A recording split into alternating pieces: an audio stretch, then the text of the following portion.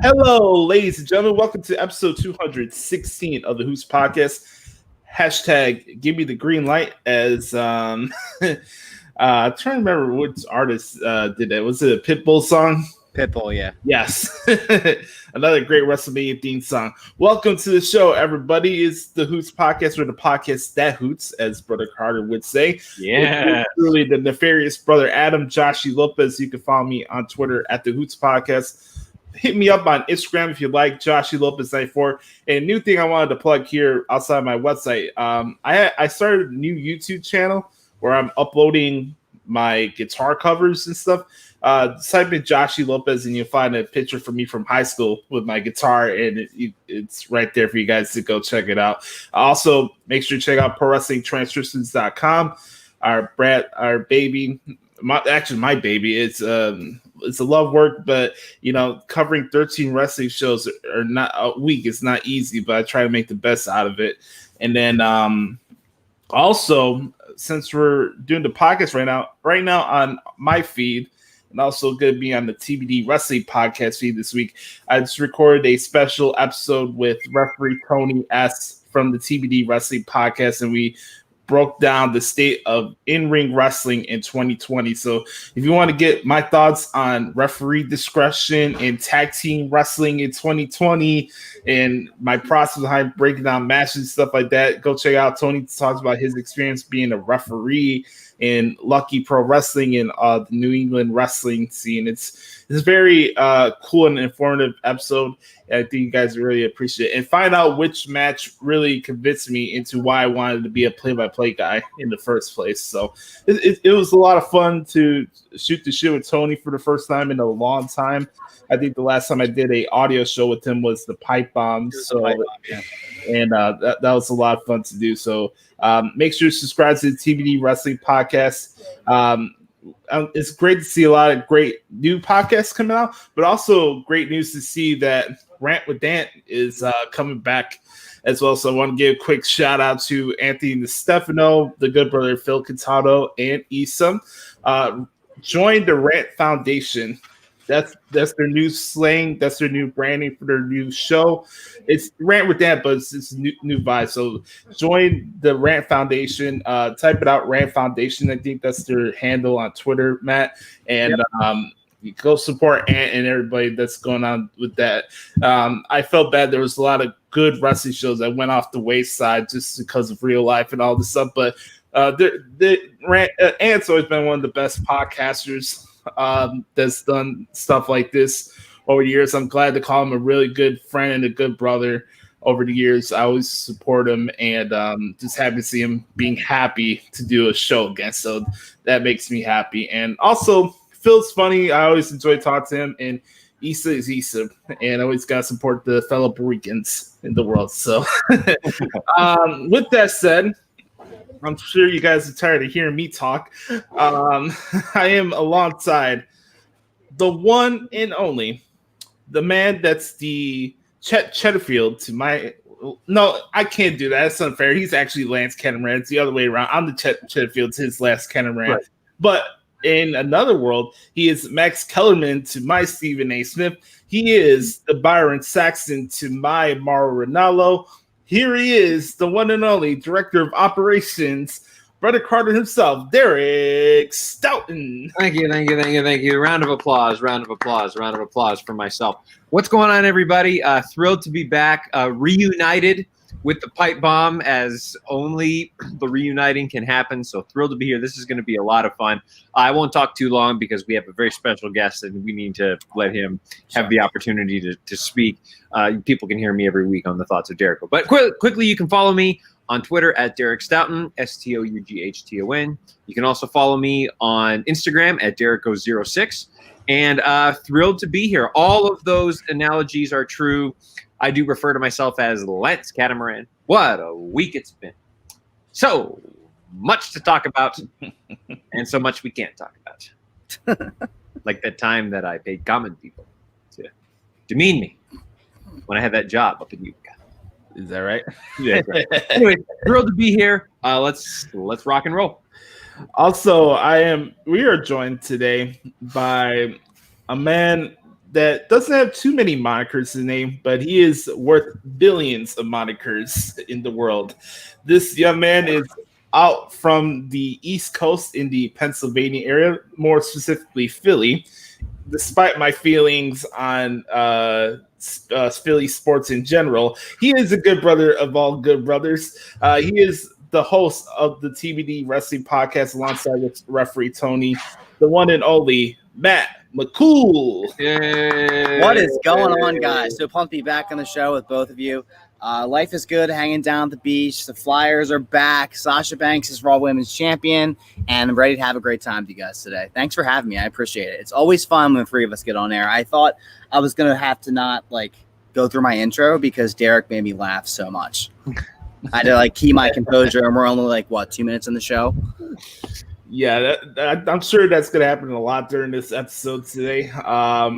The best part about the Hoots podcast and TBD is the fact that this show, I want everybody that's listening or watching this right now on YouTube to understand that we're basically sitting next to you talking about wrestling. This is not a Sports Center style show. I think the charm of what the show is would not feel the same way if it was so prim and proper. I came out here with a suit and act and talk like I'm not like I'm something that I'm not. That's not how I'm wired. I mean, I could do it. I went to school. I know how that whole procedure works. But I think the show always strives on authenticity and comedy and having a non-filter feel to it at times. But at the end of the day, we want to be an outlet of an escape for you guys, especially with everything going on with the pandemic and just other issues that everybody goes through throughout their daily lives. And if we can make you laugh, if we can give you maybe some better context in the world of professional wrestling that's not just solely based on fucking Brian Alvarez and Dave Meltzer, then I think we're doing our job right. So I want to thank you guys so much for the support. For those watching on YouTube, I'm actually wearing an AEW hoodie right now just to solidify that I'm not just going to bash AEW every single week. But we are having our What the Hell is Wrong with AEW segment later on today, and Matt will partake for the first time in these. Can't wait. Josh, I've said this before, but we're a life podcast that just happens to talk about wrestling every now and then. Yes. That's really what the show is.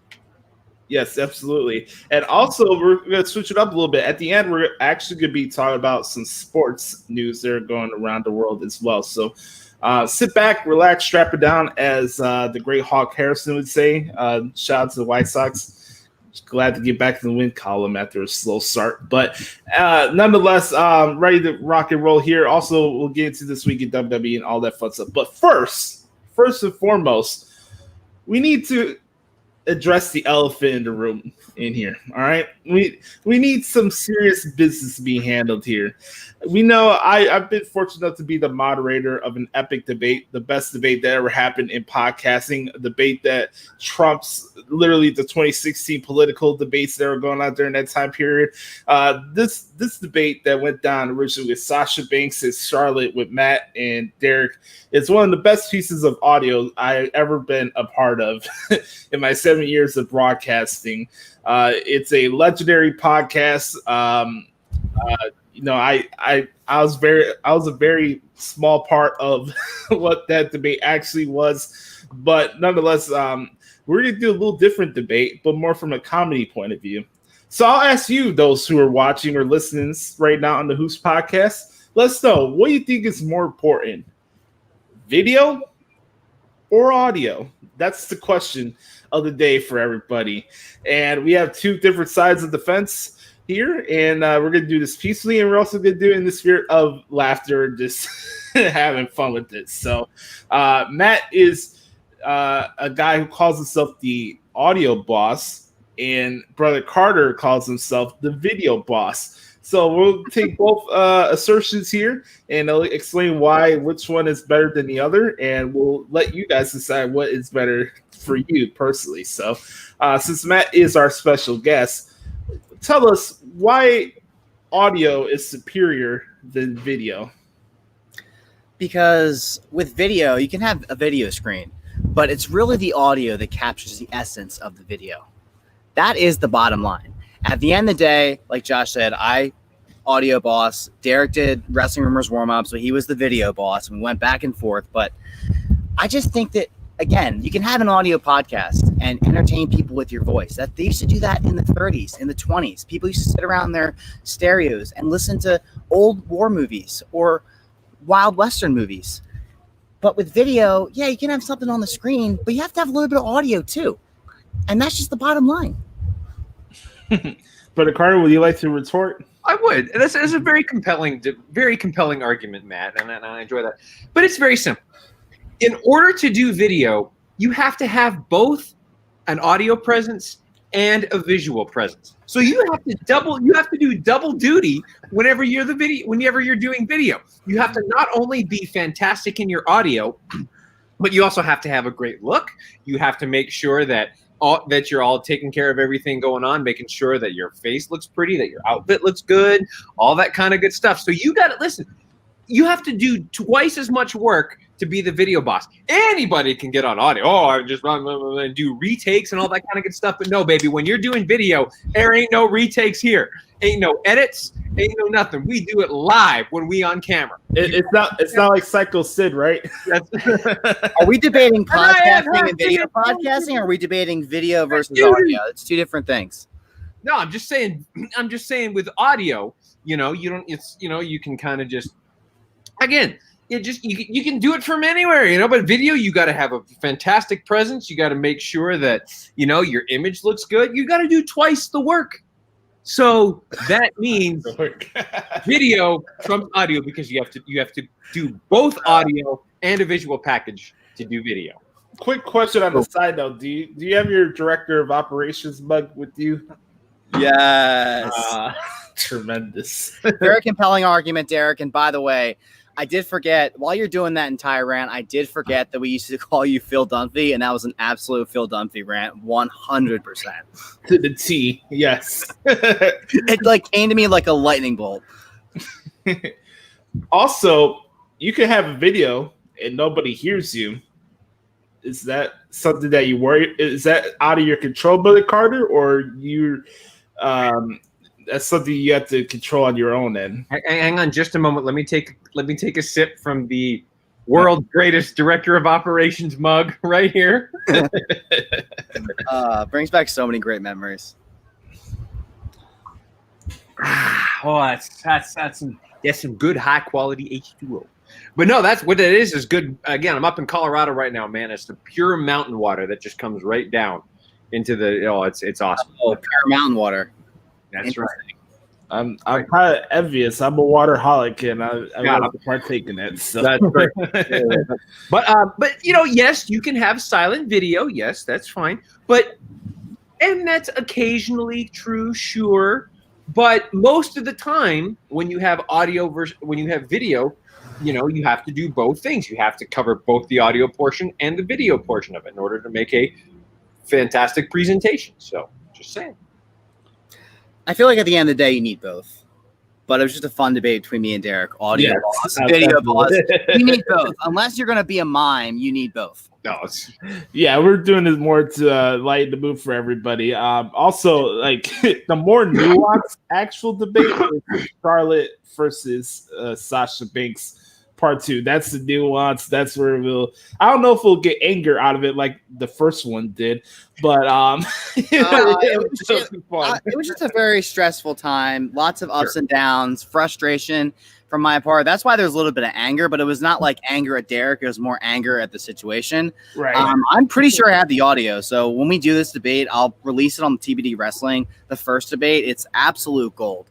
Josh was an unbelievable moderator. I will point out I did win the debate, but Derek did a great job. As always, he always does. Yeah, but that's like biased. No. Hold on. Hold on. The inquiry sign's going up here for any of those horse racing fans. I'm throwing the inquiry sign on that because that was a very biased voting. Biased voting because who voted? It was all the fans that had listened to the pipe bomb every single week, and I was only a special guest. So they heard they had grown an attachment to you, and they had, they had developed a Matt McCool following, and then this special guest director of operations comes in, and it was a very biased voting pool. So that sound like the president, Derek. Counts. You're awesome, brother Carter. I'm just saying. At the end of the day, it was an open forum vote on Twitter. There's there's people that watch us both on the Pipe Bomb, and you were the director of operations on the Pipe Bomb. You were on the show more than almost anybody besides for Josh. And also I was on Wrestling Rumors Warm Up as well. So it was very, very straight lined and fair. And I won. But hey, you might win the next debate. It's okay. You took the L by a smidge, but that's all right. You did a great job. I don't know if you can read this line, but it says conspiracy victim. Oh God, please! I walked around with a conspiracy victim sign like Jericho did. Jeez. Wait for the list to come out soon. Let's see that. Wrong. Yeah, I see that, Matt. There's a conspiracy victim right here. All right, really quick question. Just random question I have here. Left-handed or right-handed? Which one are you guys? I'm right-handed. Right-handed. Okay. That makes the streak here. All right, quick. This is Josh. The other audio to me, and the debate audio was awesome. To me, still my favorite moment of all time was when I put B-Rob on the list and told him that his honey sucked. That to me is still yes. The number one moment in our podcasting history. Was when I was like. I remember, Josh, you were just rolling laughing. Was that the same night that I think I broke my laptop that night? Yeah. I broke my laptop because I was laughing so hard and spilled wine on my laptop. Yeah, and who was it? Somebody was saying that it was an indie promotion and they were the TV champion, which someone said they were the champion of all televisions. So basically they were the champion of all broadcast wrestling media. Like, Rob, please let us know who the wrestler was. I remember the gimmick. I just forgot what the name was. Please let us know who it was. JJ Blake, the champion of all the televisions. Okay. JJ Blake. Was that ROH? What promotion was that? No, it was, I think, Booker T's Reality of Wrestling. Okay. Yeah. Okay. Right. The last point here on this video and audio debate here. It's a funny curve point. Those who are in the know, pop culture wise, will get what I'm saying. Brett Carr, you were just talking about the voters from the debate side from the Pipe Bomb were attached. I think it would be better to be attached than having an entanglement with somebody. Okay. For those who understand what's going on with Jada Pinkett Smith and Will Smith, they'll get that reference. Oh no, I didn't get that at all. If I'm being honest, either. I missed it too. But I'm late to the game on everything pop culture, so I'm not a good. Are they getting a divorce? Is that the deal? I don't know. 2020 is weird. Like we need to justify cheating now in 2020. This year is a fucking crapshoot. All right, let's get into some wrestling, shall we, boys? Really quick, I wanted to mention coming up on Saturday. New Japan's continuing their Summer Struggle series, which you check out on NJPW World or ProWrestlingTranscripts.com. Make sure to 1 second, real quick. As I take a swig of water, as Stone Cold Steve Austin would say. Chug. No chugs.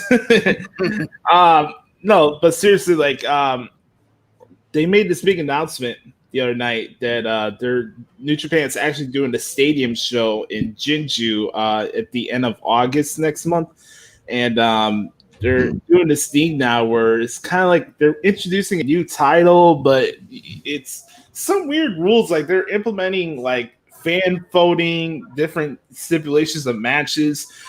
They're doing like a fatal 4-way tournament type of thing to crown a new champion. It's very odd. I'll give them a chance for doing something out of the box, but some new things are coming out the way of New Japan Pro Wrestling, and I'm glad that they're actually the only promotion right now. They're actually having fans on these shows now. It started at Dominion, and they've had like 30% filled people in their audience for the last 5 shows that I jot down for them. So it's pretty cool to see, and they're doing some good content out there. So go check out the Summer Struggle show on Saturday. And then here we go. Let's get to this week in WWE. We're going to start off this week talking about Friday Night SmackDown. And the first thing we're going to talk about is the bar fight with Sheamus and Jeff Hardy. Jeff Hardy won via a Swanton bomb brought to you by Jameson. The only reason I say that because there was actually Jameson kegs behind Jeff Hardy when he jumped off the ladder. And shout out to Irish Shannon's. That's the name of the bar in downtown Orlando. Those were asking me, Josh, how do you know that? You're straight edge. How do you know what the name of a bar is? Well, I actually walked past that building before. I've been in Orlando multiple times, and literally 2 blocks from Irish Shannon's is a place called Harry Buffalo, and that's not where I met Matt in person. Matt actually came and see me in my hotel room when I was there for WrestleMania in Orlando. That's how we first met in person. Yeah, and then they had the whole NAI meetup thing at Harry Buffalo. It's literally like a corner away from the Amway Center. So it was really cool to see that building again. And I noticed it right off the bat when they had that MLS Orlando, like I forgot the name of their soccer team, but they had the purple flag back there. And I was like, oh, they're in Orlando. That's pretty cool. And Sheamus, Jeff Hardy, they were having a little funny conversation beforehand. And I love the line Jeff Hardy's like, my brother had to delete his WWE career. That's right. And then we got to the straight bolts of the action. I thought for what it was, it was a better decision to leave this off the pay-per-view for Extreme Rules. For sure. So you could process it for what it was.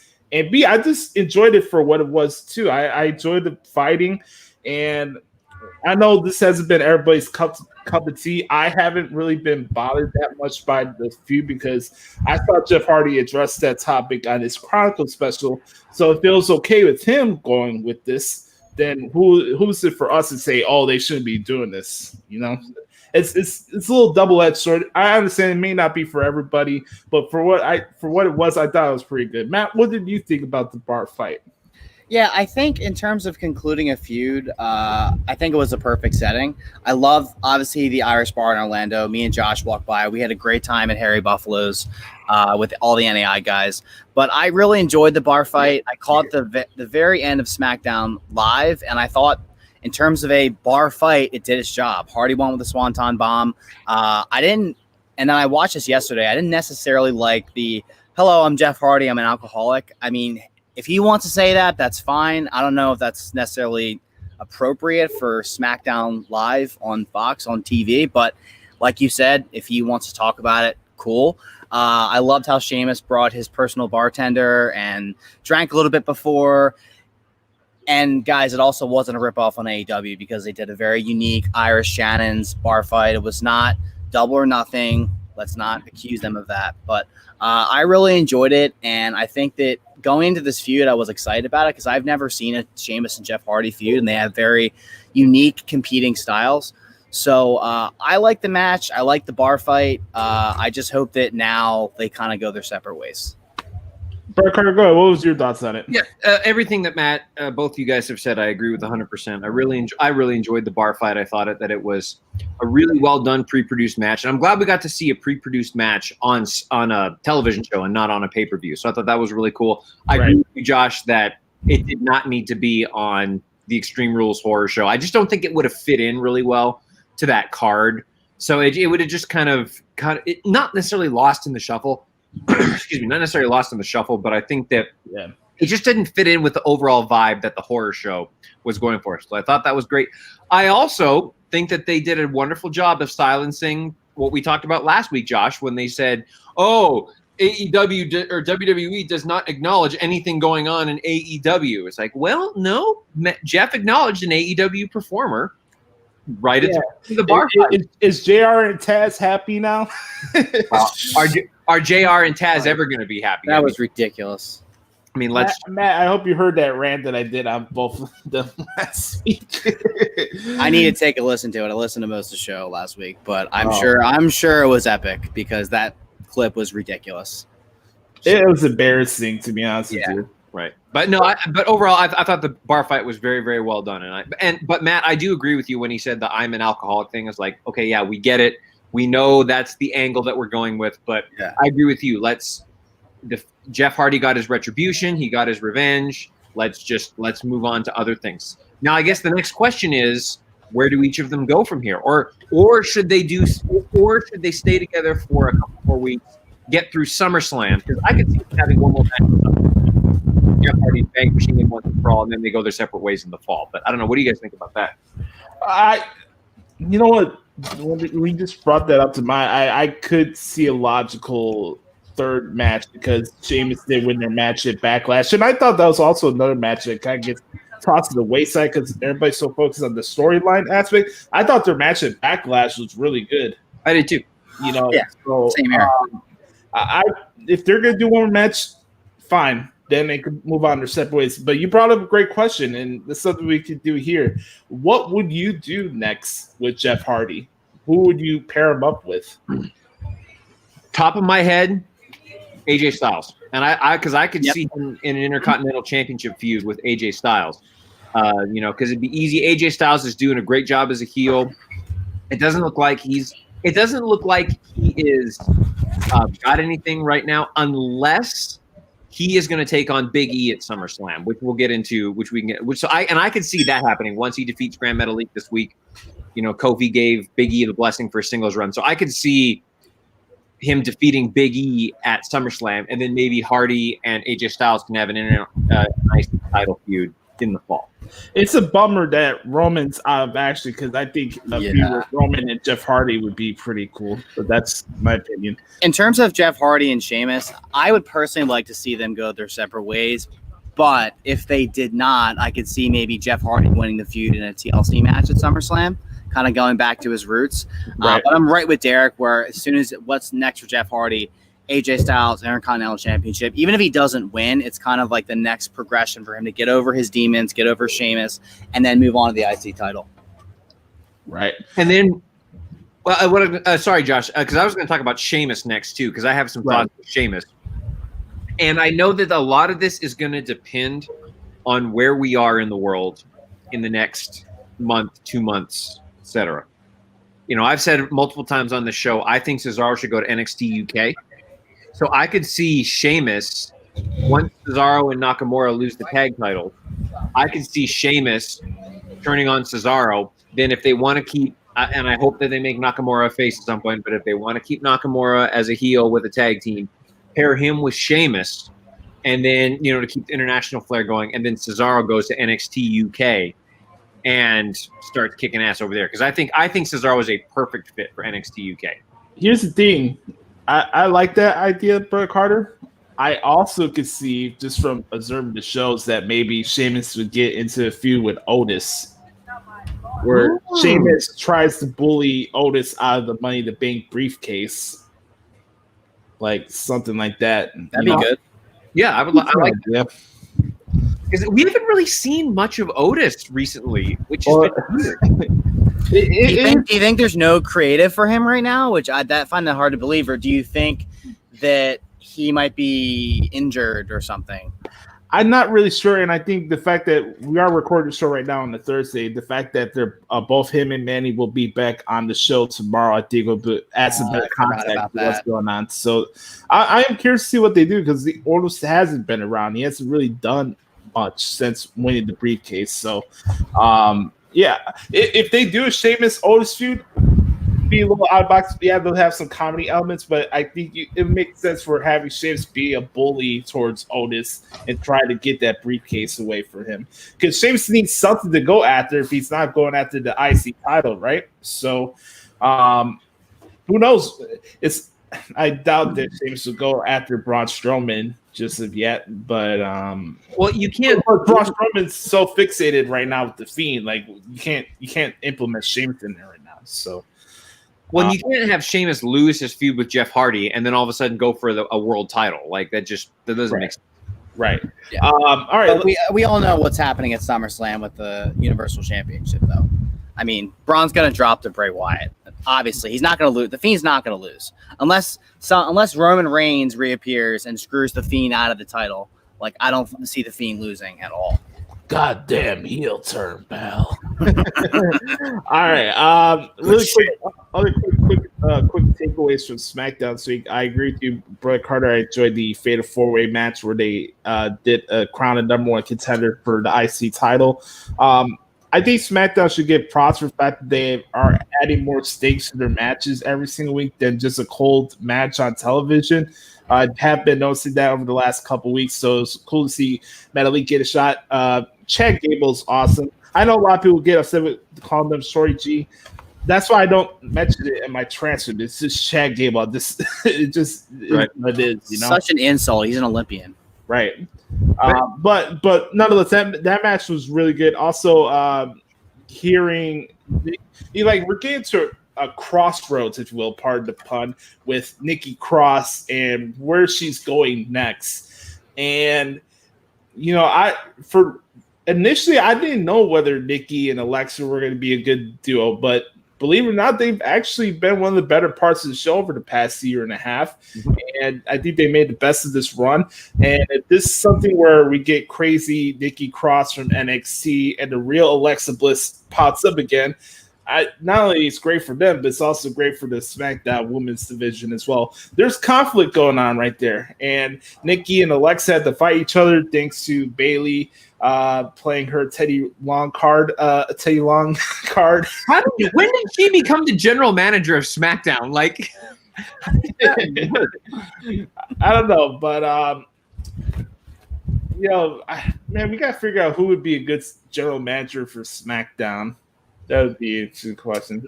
Even though they've dropped the gimmick, the hacker, like they did with the anonymous general manager. I'm okay with no GM anymore. Just be like, you could just like kind of Stephanie did the whole Asuka and Sasha thing, just appeared on the screen like William Regal does in NXT. You can have an authority figure, but not an authority figure that takes over the show, because we saw that for like way too long. Yeah. Hold up, they dropped the hacker. As far as what I've been reading on the sheets of dirt, they're just dropping the hacker gimmick altogether. And it was supposed to be Mustafa Ali, right? That's what I thought. Josh, he had a different opinion on who he thought it was going to be. Yes, damn Shane McMahon. I actually like that idea, but I think, but from what I understand and what I've read, they're dropping the hacker gimmick and just moving on from that. And by the way, Josh, to your point about Alexa and Nikki Cross, I want to comment on that really quick.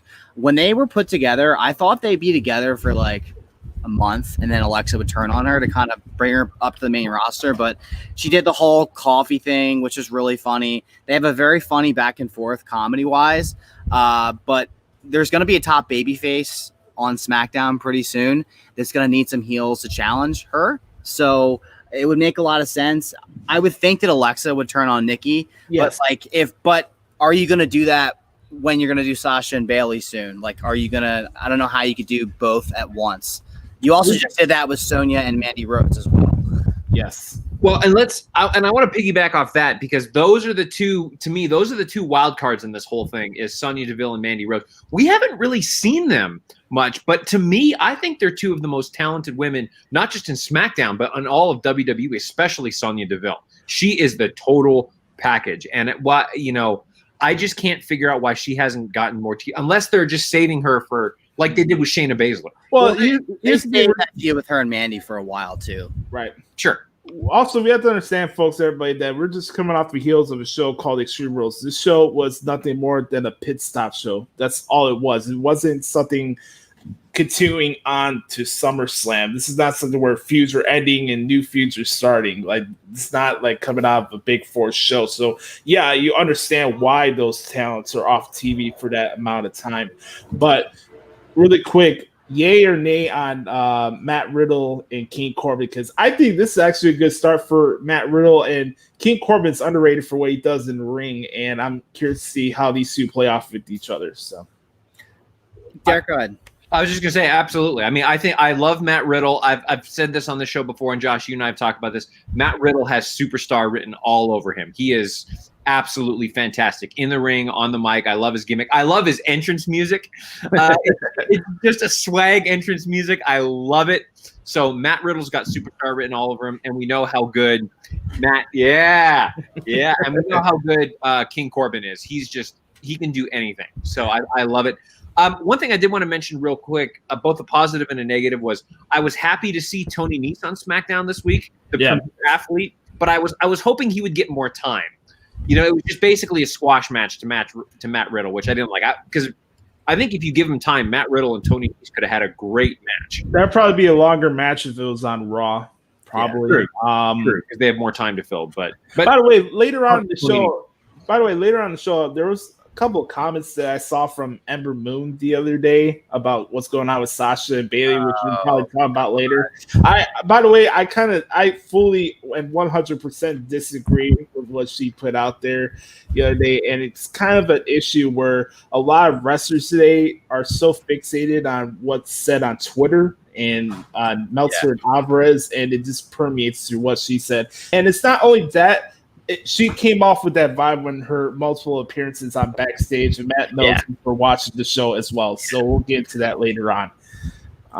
In terms of Corbin and Matt Riddle, really quick, I think Corbin's a perfect foil for Matt Riddle.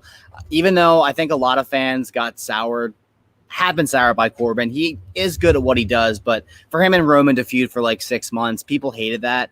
And it was a very dry feud, but I love Matt Riddle 420. The guy is hilarious. He has so much charisma. He's a great athlete. He's a crossover MMA guy. I just am all here for and cannot wait. And I don't care what anyone says.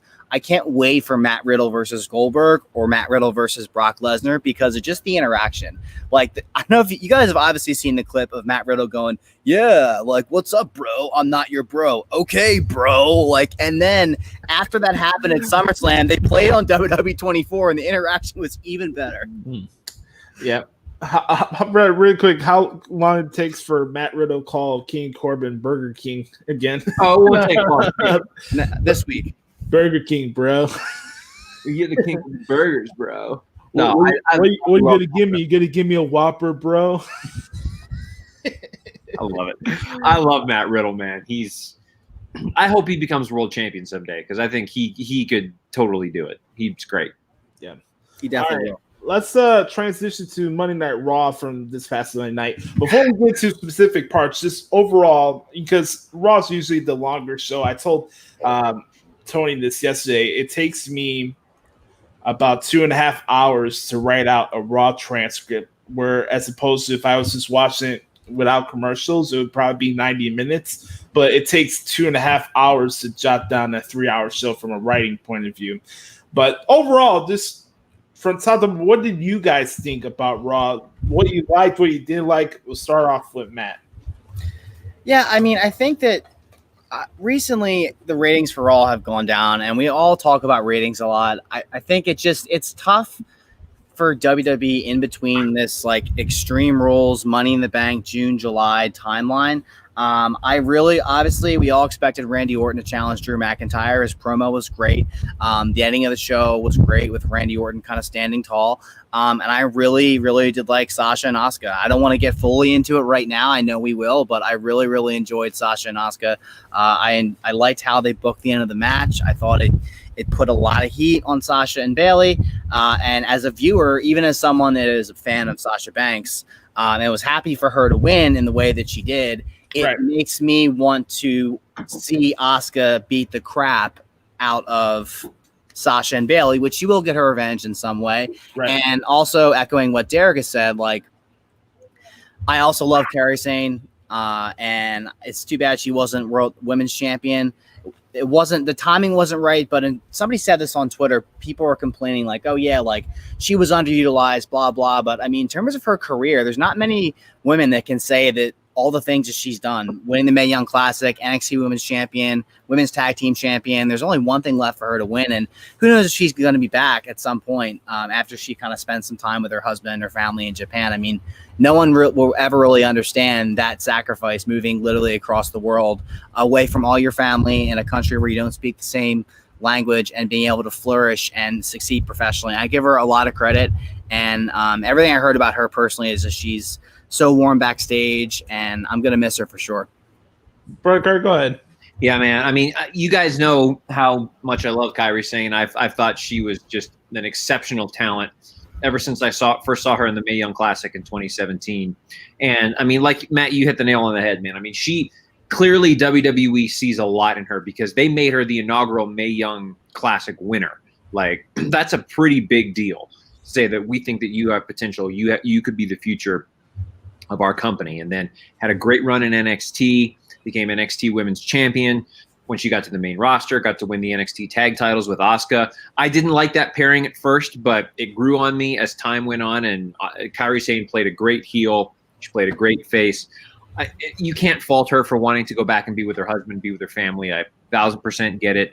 I hope that, and everything I've read and everything I've seen, the door is wide open for a WWE return. All she has to do is say, I'm ready to come back. We're going to move to the States, whatever, and we're going to do this. So I really hope that this is not the last of Kairi Sane that we see. I can see her wrestling in New Japan for a little while, wrestling in the Japanese circuits, just so she can keep her juices going, so she can keep her, not get any ring rust, as they say. But I'm a huge Kairi Sane fan, and I'm going to miss her very much. Really quick for me, I really enjoy covering and documenting Kairi Sane's journey from NXT, not even that, the Mae Young Classic to start off to where she got. And here's the thing, like Matt, you're mentioning something's like, oh, she didn't get enough of a push, she didn't have enough accolades or whatever. I think for people, if they actually did some research as opposed to just what they see week to week television, Kairi Sane did a lot in a short time to win the Mae Young Classic, to become an NXT champion, multiple-time women's tag team champion. I don't think they just put anybody in the first match of a WrestleMania. Think about it. The first match of WrestleMania this year was the Kabuki Warriors against Nikki Cross and Alexa Bliss. In the oddest WrestleMania, think of how much pressure you got to be in that position and how much trust the company has for you to put you in that in the first place. I don't think that's something to scoff at, to be honest with you. So to say that Kairi Sane didn't accomplish enough, I think that's kind of ludicrous. Would I like to see her as a SmackDown or Raw Women's Champion? Absolutely. But I enjoyed what she did in the ring. You know what was unfortunate about the whole thing? Like, Asuka and Sasha had an awesome match on Monday, right? Yeah. I thought that match was better than the Extreme Rules match, just from a match layout point of view. That match was so good. Putting the fish to the side for a minute, what's unfortunate was that a couple minutes later, Kairi tweeted out that she was okay after the beatdown, and it kind of simmers down the beatdown that Bayley gave her at that moment. Timing is very important in professional wrestling, and it's not something that I'm going to pop a blood vessel over, because Kairi was saying thank you and thanking the fans for the support. I understand where she was coming from.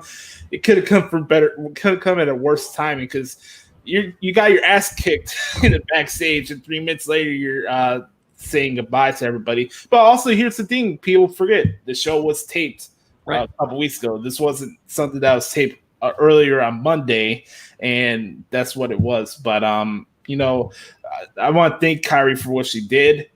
Does that hurt what happened with Asuka, Sasha, Bayley feud? I don't know. That's up to you.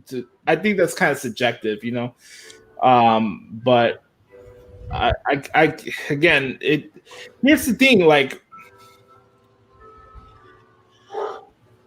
I wonder what would really happen if Shayna Baszler wasn't just put off of TV after Money in the Bank. Like, we're in this scenario, and I'm glad we have Matt here so we can get into this. Like, there's a reason why Sasha and Bayley are on every show every single week. It's right staring in front of your face. It's in metrics. It's in merchandise sales and all the stuff. I think they won a couple of bumpy awards the other day. They did. That whole thing was so funny. But here's the thing. I wonder what direction both these women's divisions would be if Shayna Baszler was actually the one to go immediately after Asuka when Becky gave her that title. Like, why was Baszler off of television just to bring Nia Jackson? It's like JR had to say, on Monday, she was like, Nia, I don't care. playing that music. That's a Seattle City staple. Every day at 12 o'clock, they have this little like thing that goes throughout the whole entire town. I heard the church bells and I was looking at the clock. I was like, oh crap, it's gonna. I bet that's a. I was gonna say, I bet that was a tower or something like that. It's not like a tornado one or anything. I'm not in any danger. Like, but yeah, go ahead, Josh. Yeah, it was funny. Shayna Baszler is like, Nia, nobody gives a damn what you have to say. So like overall, like I'm just curious. Like now we're getting to this weird window where we're probably gonna have to bring Asuka to SmackDown tomorrow night to respond to this. I've had my thoughts on the Bayley Sasha stuff, more of a slight on Bayley than it is on the Sasha Banks point of view. I do not think they needed all the women's tag titles, but here we are. You have the picture frame. You could buy it on auction sooner or later. They'll put it up on WWE shops, something like that. Sasha is the Raw Women's Champion now, but where do we go from here? And do you really need Asuka to bridge into Sasha and Bayley's feud? I don't know. Go ahead, Brock. Okay, so and I've been thinking about this too. So there's two main points that I want to take about this. And Matt, I definitely want to get your thoughts on this as somebody who, I know how much you appreciate women's wrestling, and I know we all do, but you specifically have had shows dedicated to just women's wrestling. So, and I want to get your thoughts on this. So, two things. Number one, I think we're going to get a fatal four-way at SummerSlam, with Asuka, Sasha, Nia Jax, and Shayna Baszler. It's a safe way if they're going to end up taking and I don't know what's going to happen if they're going to take the title off Sasha, because that actually leads into my second point, which but I think it's a safe way to take the title off Sasha. She can say that she was never pinned, never lost her title. If they want to do it that way, if Bayley accidentally causes some friction because she tries to help Sasha cheat and it doesn't work, and then Nia Jax pins or whoever pins someone not Sasha to win the Raw Women's Championship. There's a bunch of different stories you can go. So that's what I think is going to happen getting into SummerSlam. And then number two, and this is, I don't know if I have a problem with this, because it could be that they're just doing this short term to get us to SummerSlam. A SmackDown superstar is the Raw Women's Champion. So what does that say about the Raw Women's division?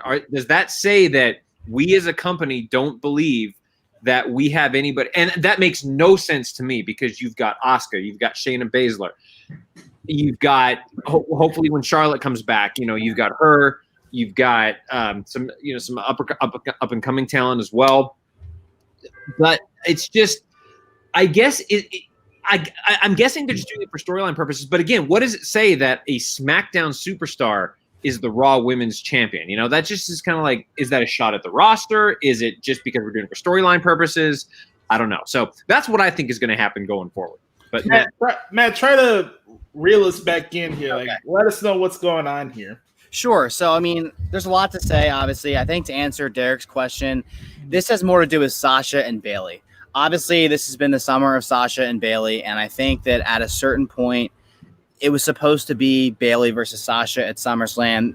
This feud has been supposed to happen for 3-4 years, depending on what timing, but after WrestleMania 36, Bayley held up the title, and Sasha was on the ramp, and she gave her a look, and the nuances in this feud has been unbelievable.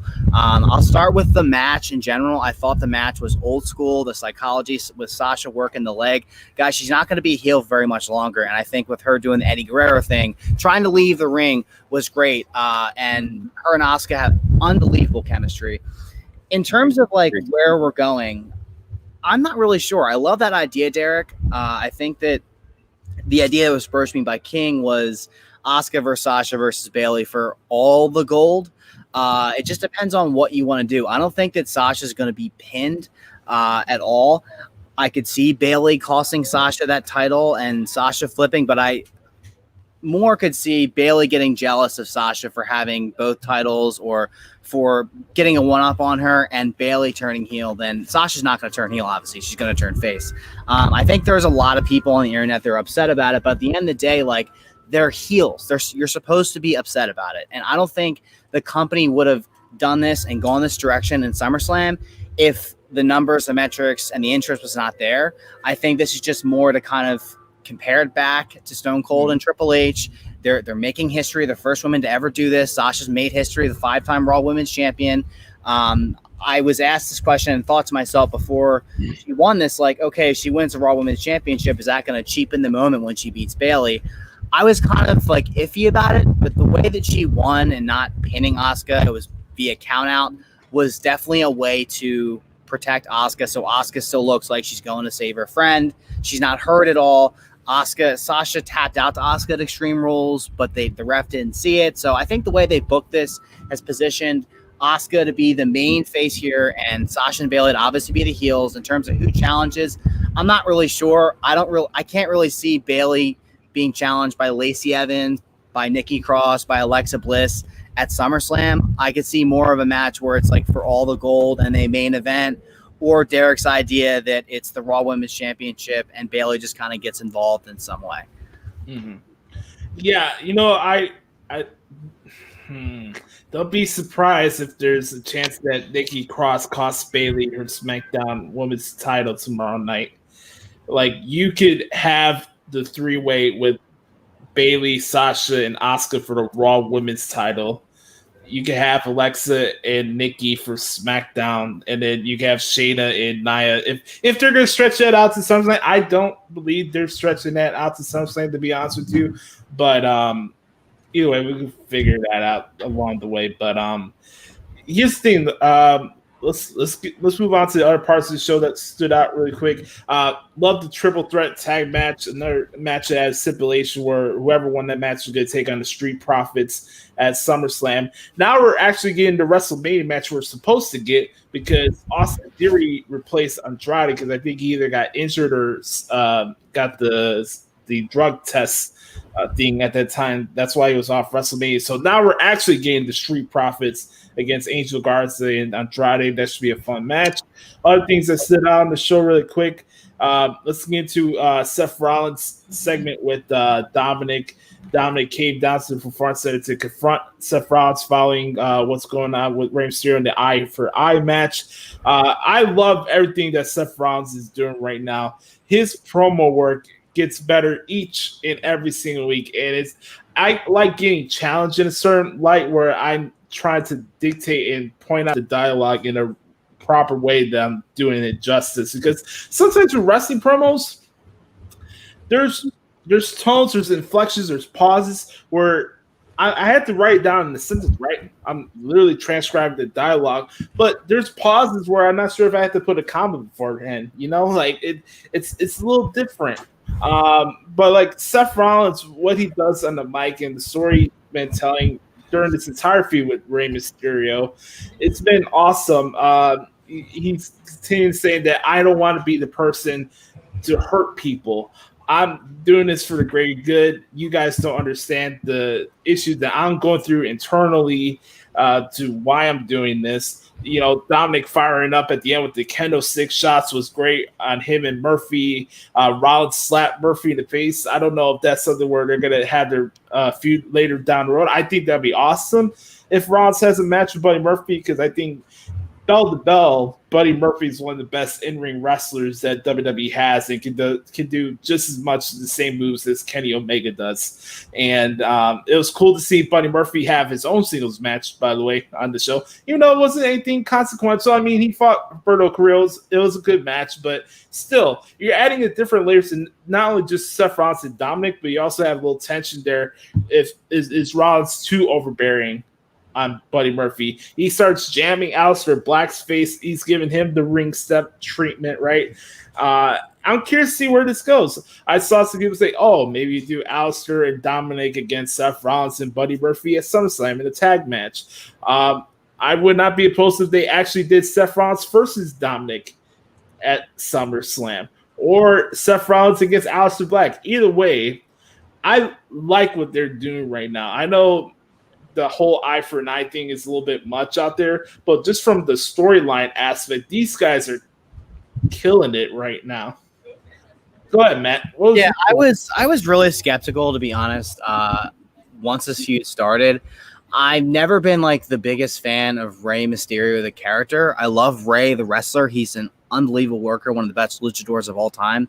Definitely surefire Hall of Famer, but I wasn't necessarily sure. I agree with you 100%, Josh, that Seth Rollins is doing his best promo work of his entire career. I love how his character is really just playing off of like Twitter and the hate that he got for losing to The Fiend, and you guys did this to me. I thought that was great.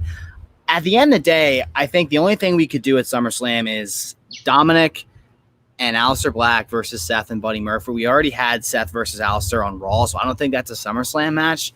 I just think it's absolutely hilarious that Dominic is going to make his in-ring debut at flippin' SummerSlam. After all these years with Eddie Guerrero, I'm your poppy. It's so ironic. But he obviously did a great job with Seth because Seth tweeted about Raw and put a picture of his back, and his back was screwed up after those kendo stick shots, man. Yeah.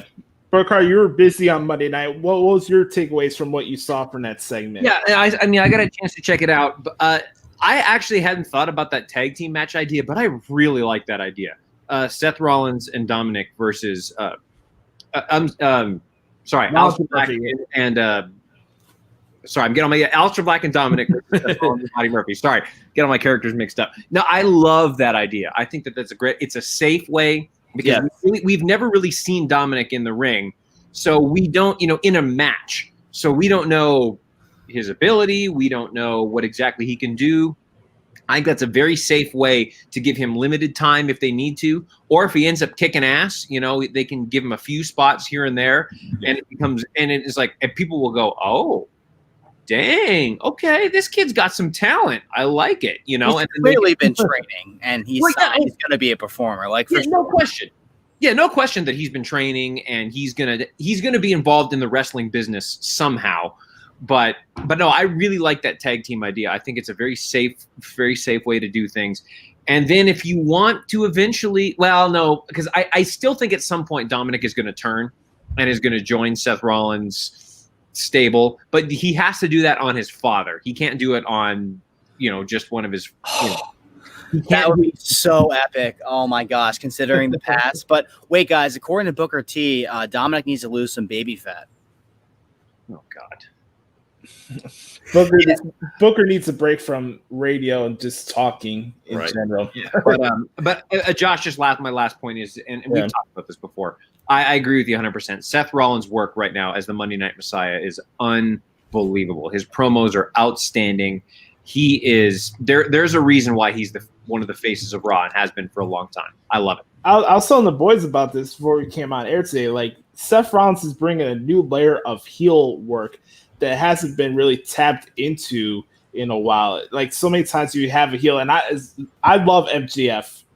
MJF is a traditional heel, but he's also a heel that'll just talk about how you look and the crowd, and he has those old school heel tags. And there's nothing wrong with that type of heel. But when you could be a good character heel, like a Jake the Snake Roberts in the past, or a Kane, or along the list, Triple H was a great heel. Best heel of all time. The list goes on and on, but Seth Rollins is doing, like Matt said, the best mic work of his career. And last thing here on Raw, I wanted to mention here really quick before we get to the Randy Orton Drew McIntyre match at SummerSlam. Matt, what do you think about the Hurt Business? Because I love me some MVP, and big things are popping and little things are stopping. It's one of those things in wrestling when a gimmick really surprises you. When MVP debuted at the Rumble, I heard he was supposed to just be a producer, and I kind of got disappointed. And then he kept coming back on TV for the VIP lounge, and I absolutely positively love this. It's one of my favorite parts of WWE programming that I watched today. MVP is crushing on the mic. I love how he's walking around with the U.S. title, proclaiming he's the U.S. champion. Yeah. I think he was the perfect person to debut that title. I love the title. I think it's great. The old school title was okay for a little bit, but this is needed a redesign for a couple years. Apollo Crews has been killing it with his work. I'm not sure where he is right now. I think that Bobby and Sheldon are perfect fits for the Hurt Business. And this is the best Bobby Lashley that I've ever seen in any wrestling promotion in WWE and ECW, WWE. I just hope that at some point he gets to the level where he is world champion. And a part of me was like rooting for him a little bit when he was facing Drew McIntyre because with the full Nelson, Chris Masters style thing, he's athletic. This is the Bobby Lashley that I want to see. I don't want to see Bobby Lashley in some dumb marriage storyline that we all know is fake. Right.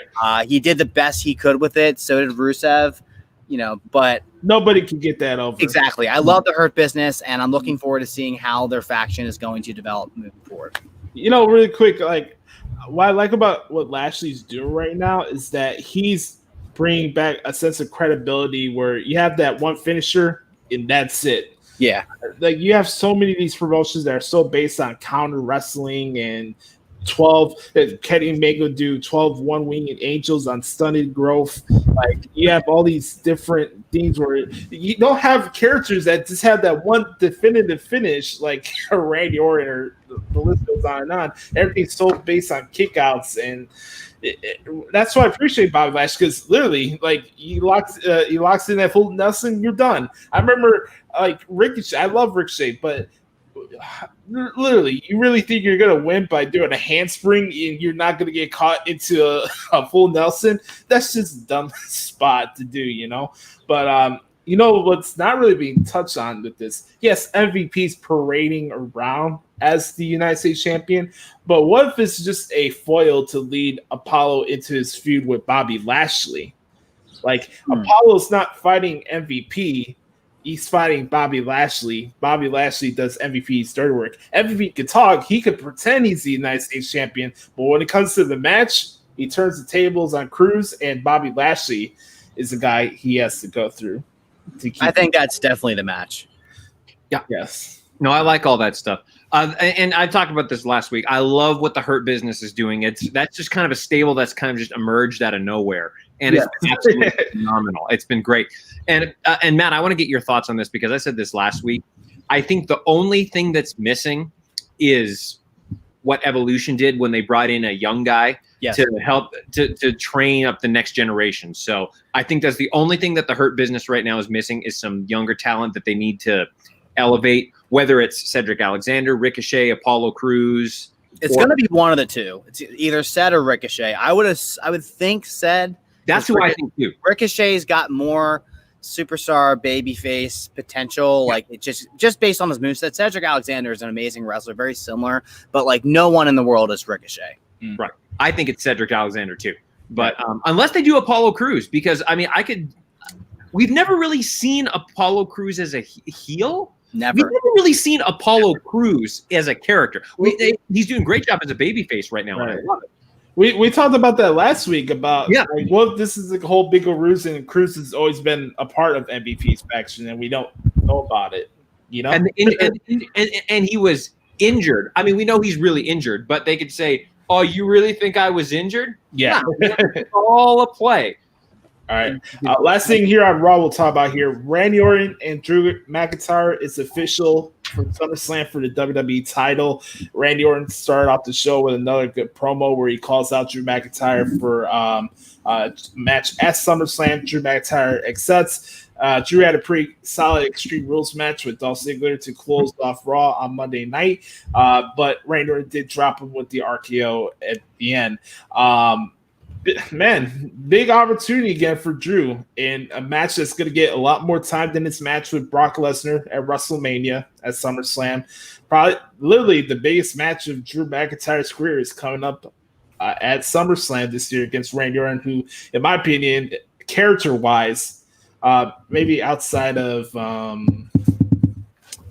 have to think about that later on, but like there's like a list of characters, like maybe 4 or 5 wrestlers right now that have been doing the best work in quarantine. Believe it or not, folks, Sasha Banks is in my top 3. As much crap I talk about this saga, my issues is on the Bayley side than it is Sasha Banks. So, for me, from the male side, Randy Orton's been the MVP of this quarantine era of wrestling right now. So what do you guys think? Do you think this is the right pairing for SummerSlam? What are you guys' thoughts on Randy Orton versus Drew McIntyre at SummerSlam? I think that Randy Orton is the best heel in wrestling right now, and I don't think it's even close. I don't think you make an argument for anyone else on the same planet. He's doing the best Randy Orton work I've personally ever seen in ring promo-wise. I think this was like a next logical step for Drew McIntyre and for Randy Orton. Obviously, we're supposed to see Brock and Drew in a rematch, Edge and Randy Orton. That didn't necessarily happen. In terms of who wins, look, I wouldn't be shocked to see Randy Orton beat Drew McIntyre.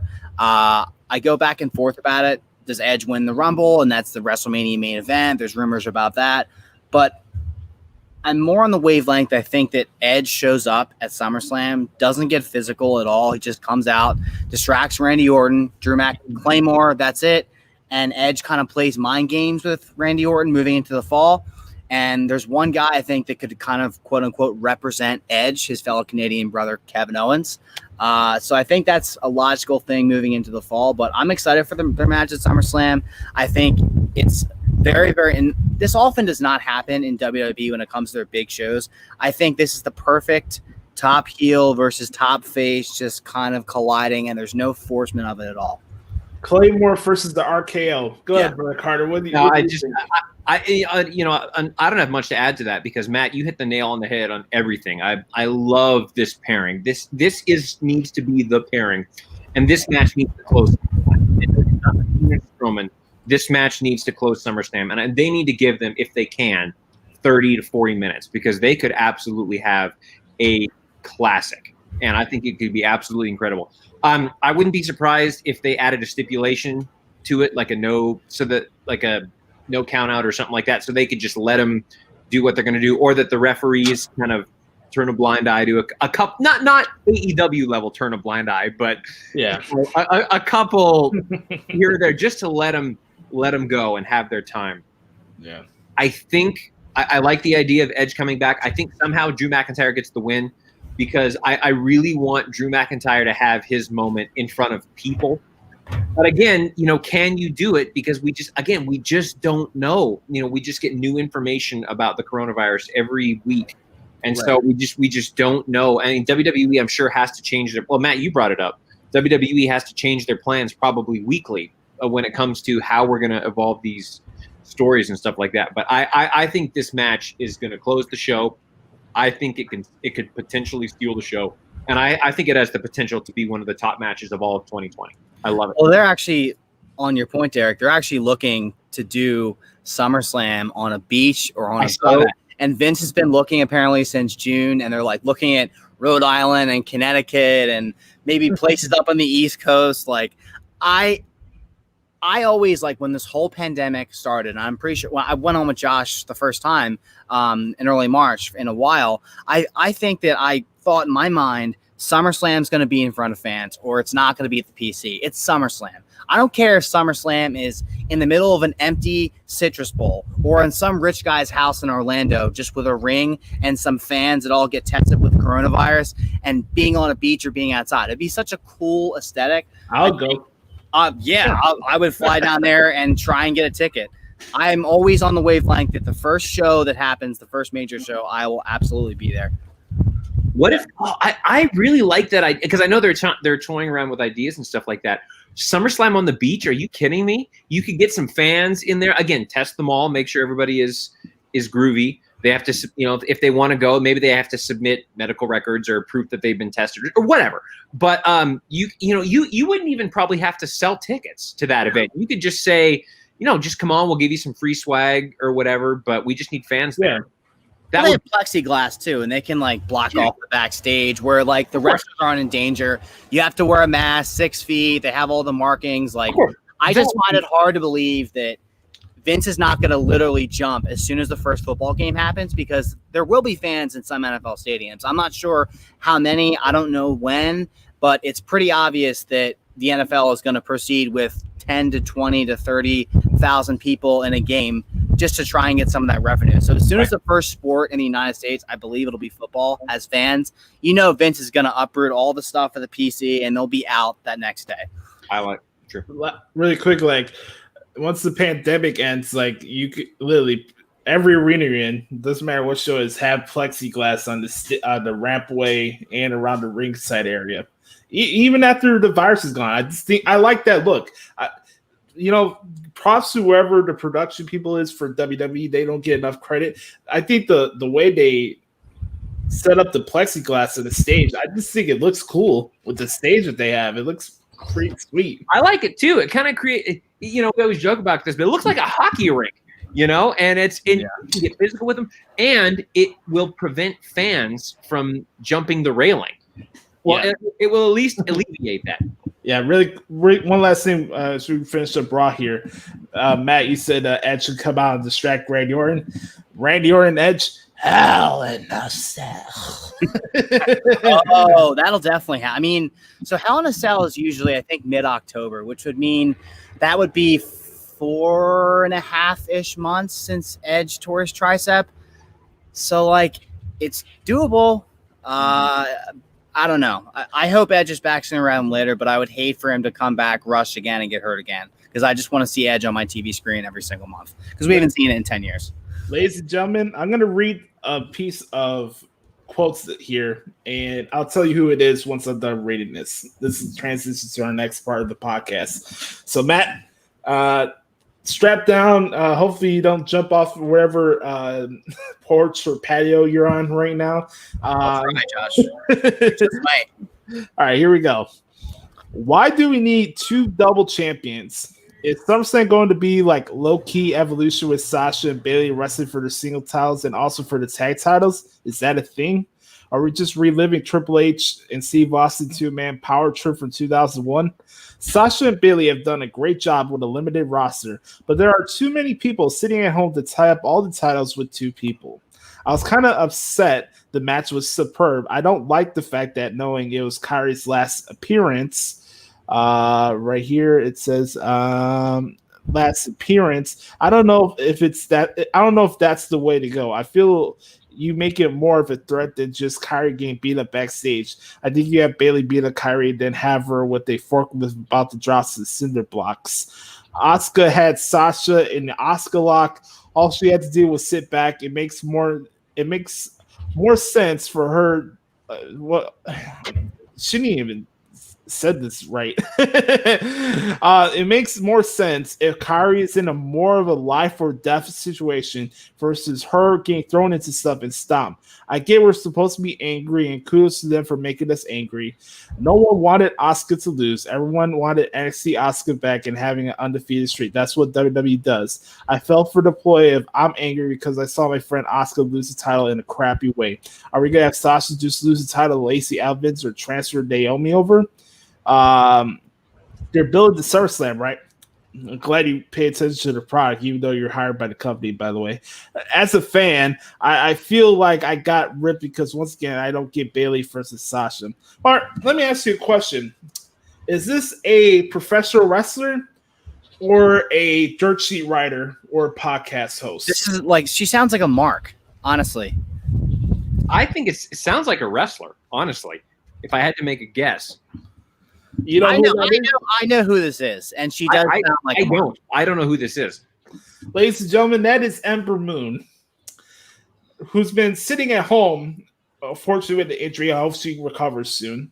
Yeah, she had a serious injury, and she's a great in-ring talent. The reason I'm bringing this is because this is not the first time I know something about this from her. I am a frequent watcher of Backstage, the show that was on FS1, and Matt is as well. He's watched a lot of the Backstage episodes. I didn't know that. I would not be surprised if she's one of the talents that stooges things onto the Sean Ross Sapps of the world or Meltzer, Alvarez. How much of a mark comes off of what I just read right there? It's brutal. It's absolutely brutal. Okay, so it's life or death. She said that it would be better and more advantageous for Kairi to be in a life or death situation, right? Wasn't Kairi screaming out for Asuka like it was life or death? This is not in 1997. You can't drop cinder blocks on someone. That quote in itself just made the whole statement stupid. I don't understand. This is not Sasha and Bayley's fault that they are put in this position. And at the end of the day, they're put in that position because the metrics, the ratings, the shop merchandise buys. There's people interested on Twitter. Like, this says nothing about Sasha and Bayley and more about the fact that the company wants to book this way. It's not their fault at all. I think Ember Moon's a little bit salty, and I think she maybe should be a little bit salty because she was NXT Women's Champion and brought up on the main roster, and no one ever did anything for her. She wasn't in any major feuds. She's a great wrestler. I love her moveset.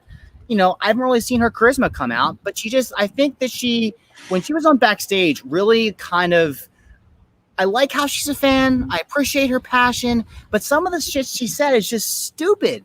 She didn't win. Sasha and Bayley won the tag team championships. I was watching this in my garage downstairs, and I almost broke a window because Paige was like, "Oh, I think more people deserve it." Like, no, the tag team championships were an afterthought for ever since Sasha and Bayley had those Nikki and Alexa, but the company didn't commit to it. Ever since they held those championships, they've elevated Shotzi and Tegan Nox, and I don't think they're ever pushed at all. And this is not 1997.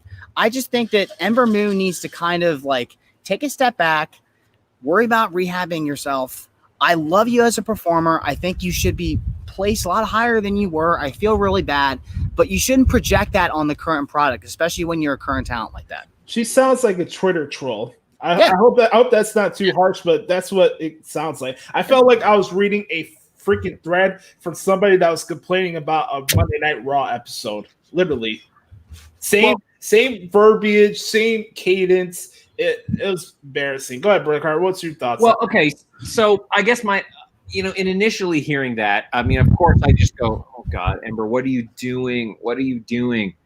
But then because I'm with you guys, I love Ember Moon. I think she's an incredible performer and an elite athlete, and I use that term in the proper way.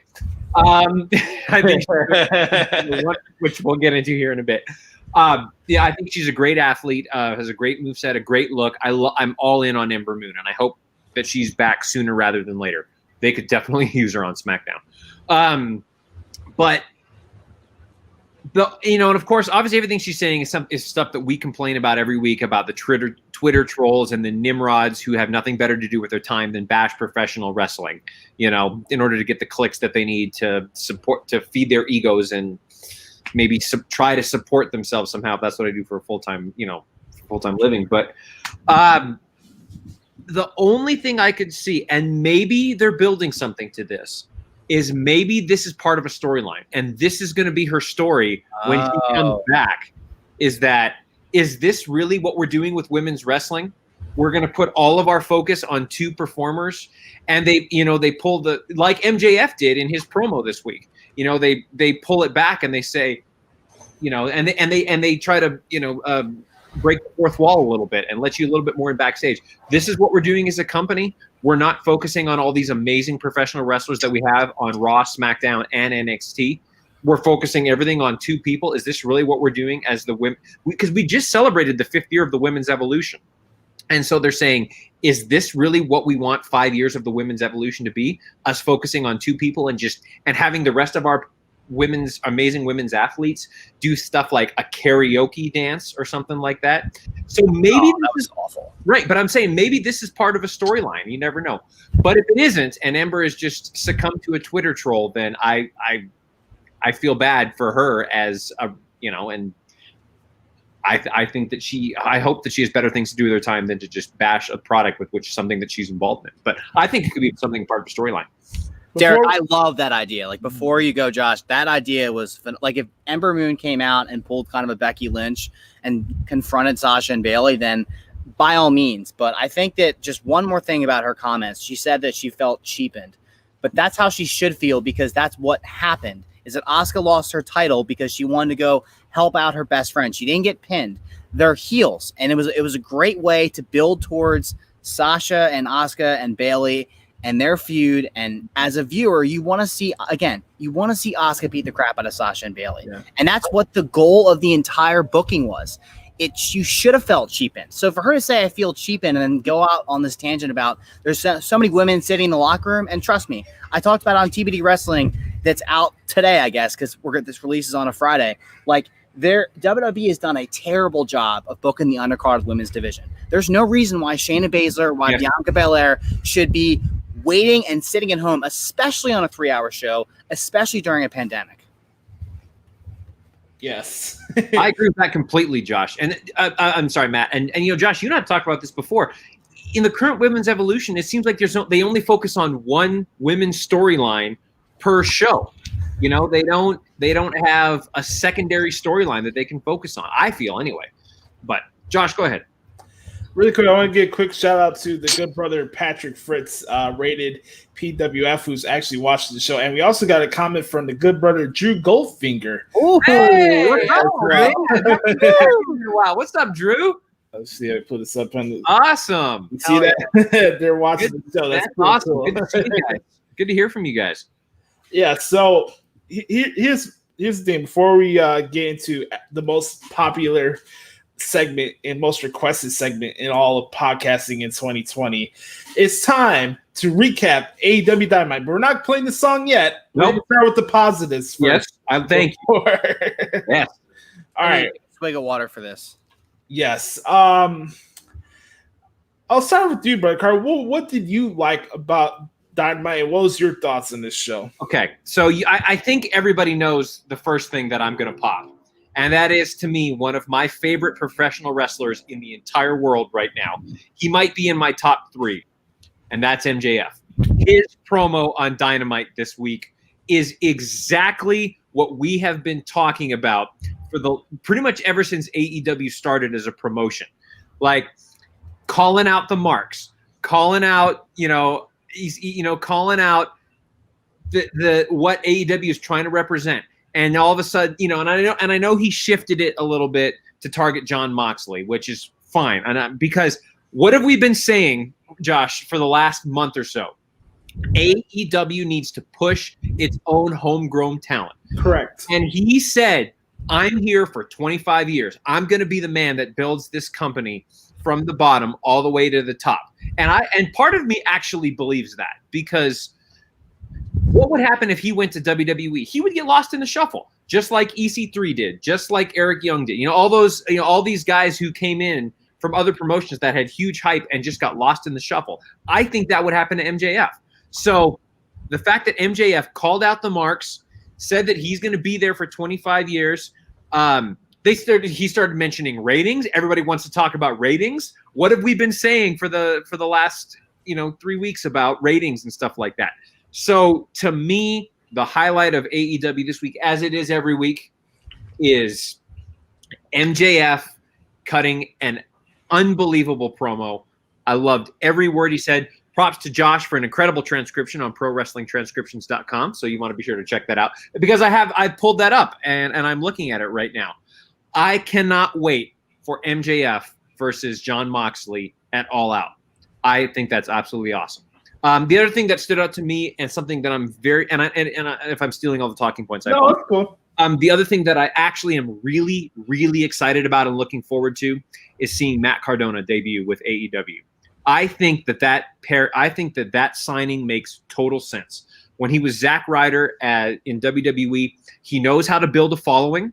He got himself over with the Long Island IC gimmick and the YouTube show as the internet champion.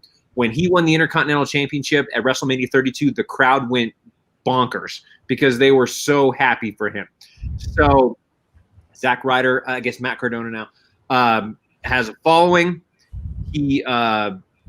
I think that he absolutely knows how to build a brand. I think he knows how to get himself over. I think that's an outstanding signing, and I'm really happy to see him in AEW. I think he's going to get a real shot to showcase what he can do. So those are the two big things that I took away from AEW this week. Matt, you were watching the show this morning. Yeah. You sent me a picture of you watching both AEW and NXT, which was pretty cool. Matt, what did you like about AEW this week? What caught your attention? So first of all, Jericho's always funny. The cat piss thing was hilarious. You can complain about the tag matches, whatever you want, but you always know that Jericho is going to be entertaining, and I appreciate that. Something that I was not expecting, that I didn't see on Twitter, that I love that Ariane is back. I mean, are you kidding me? Like, I thought she was done with wrestling, and is she Sasha Banks or Charlotte? Not necessarily, but she can go. She can work in the ring, and she's a household name. She is the perfect tag team partner for Nyla Rose. I haven't been able to get into Nyla Rose at all. Vicky Guerrero was perfect for Nyla Rose. I want to give a positive, and I'm turning negative a little bit, but that AEW is doing a women's tag team championship cup. Or tag team cup. That's amazing. And I also love FTR and how they love to smash coolers over people's heads when they come out and save someone. So show's okay, but I can always take a couple like little things here and there. But again, the thing that really surprised me that I was happy about was the Ariane appearance, as crazy as that sounds. Yeah, you can't go wrong with Turtle Sunday Waterfall, you know? It's been a while. there's lots of great waterfalls walking up and down these streets. I'm sure. And still, the best, the elite of waterfall in AEW is Penelope Ford, and it's not close. All right. I saw your tweet the other day, and I didn't respond. It was funny. That's hilarious. Penelope Ford is the best thing to come from Philadelphia. I will completely disagree. I'll take a cheesesteak anytime over that waterfall or a soft pretzel. But it was hilarious. What about both? But Matt, I'll take both. But not a Pat's or a Geno's, because those are both just gimmick places, right? Those exactly. Go to actual Tony Luke's, Jim's, Steve's. Yeah. By the way, when I mentioned the waterfall, for those who watched for the first time, I'm not saying it in a disrespectful light. It's just comedy purposes, all right? Lighten up, everybody, please. To reintroduce the audience to a waterfall joke. The only thing that Penelope Ford needs to do is get rid of Times New Roman font, and then she'll be even better. Time News Roman font. You know, it was ridiculous. They had 12 matches on AEW Dark on Tuesday. Jeez, man. Wow. In a 2-hour show? That's crazy. It took me 2.5 hours to do AEW Dark this week. So people complain about Raw and SmackDown and their matches that are over and over and over again, but to hear that, like 12 matches, that's insane. Okay, this gives me an idea. When we get to our next segment, I now have something to talk about, because I want to talk about that in our next segment. All right, I have a couple things from my point of view that I liked from Dynamite. At first, I was skeptical, but I actually liked the Cody Rhodes Warhorse match. I think Warhorse actually impressed me a little bit. Yeah, the makeup and the whole Ultimate Warrior thing. Again, that's one of the reasons I was skeptical about it. But what he did in the ring was actually pretty impressive. So I thought the match was pretty solid. I still don't get the whole thing where Cody Rhodes is a babyface, but he's doing push-ups in the ring, and he is the American Two-Face wrestler. That's just what it is. I've been consistent with that. Cody Rhodes is not a babyface under any circumstances. What else? As brief as it was, I liked the Texas Tornado no DQ match. The main event for the show was Jon Moxley and Darby Allin against Brian Cage and Ricky Starks. More importantly, I liked the promo that Ricky Starks cut before their match. Man, I don't know if you saw that before the main event started, and they're right outside the tunnel, and Taz is cutting his promo. Don't you notice Taz seems to be always throwing some petty shot towards somebody that critiques his work every single week? Don't you notice that? I don't know if that's a gimmick or that's just him. No, it's just the overall tone of that company. Yeah. They feel slighted or they got done wrong by WWE. They're going to bring it up on their show because that's how they get pops. That's how they get over with their audience. So, yeah, exactly, Brett Carter. And then my thoughts on the MJF State of Wrestling address. It's the best promo I heard in AEW this year so far. I felt like I was cutting that promo. Hearing MJF say like, "Oh, everybody's not pretending to be a media analyst, and everybody wants to talk about ratings." I thought that was a great line. Pointing out fallacies about Jon Moxley. Yeah, Jon Moxley's a good wrestler, but he does do cosplay of Stone Cold Steve Austin. He does do that a lot. Would I say Jon Moxley's the best wrestler in the world? No. You know, it's interesting for a guy that they pump Moxley up like he's CM Punk, but I don't remember CM Punk having a sleeper of a SummerSlam world title match with Dolph Ziggler a few years ago, but nobody wants to bring that up, right? because here's the thing, Moxley is Teflon now because he did the Jericho podcast. So here's how you get over in AEW, ladies and gentlemen. You get released by WWE, you go on Talk as Jericho, you get signed by AEW, and you talk about WWE. I just gave you the 4 steps to get over in AEW. And I'm glad that MJF is the foil of pointing out the flaws of what AEW presents. And he's opposite of that. And, you know, I love his character. And he's right. We do deserve better. Sometimes I forget that Jon Moxley is the AEW World Champion. And that's not a good thing. That's not a good thing. And it's always a bad thing. Placement is very important when it comes to television. It's probably the most important thing in my point of view.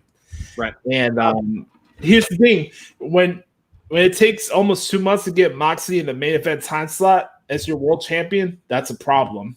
That's a big problem. And we'll get into this, but we've talked about this ad nauseum, Josh. But they're pushing their secondary title more than their world title because of who holds the belt. Shouldn't they call it Dictator Tony instead of making Jon Moxley the dictator? That's true too. I'm just saying. All right, folks, we're past 90 minutes. It's time to give people what they want. Actually, real quick before we do that, can we just really quickly just give thank you for Britt Baker Appreciation Day? Yes, Britt Baker Appreciation Appreciation I'm not Day. doing that. I'm writing that one down too. No, I'll just say for waterfall reasons. Okay. Yeah, Matt. We decided last week that every time that Britt Baker's on our TV, it becomes Britt Baker Appreciation Day because she is just outstanding. She's not Michael Jordan, but she's fantastic. Go ahead, do the intro if you will. Here we go, Josh. It is time for the flagship and most requested segment every week of the Hoots podcast. Here we go. It's time for What the Hell is Wrong with AEW? Brought to you this week by Brian Alvarez and Dave Meltzer.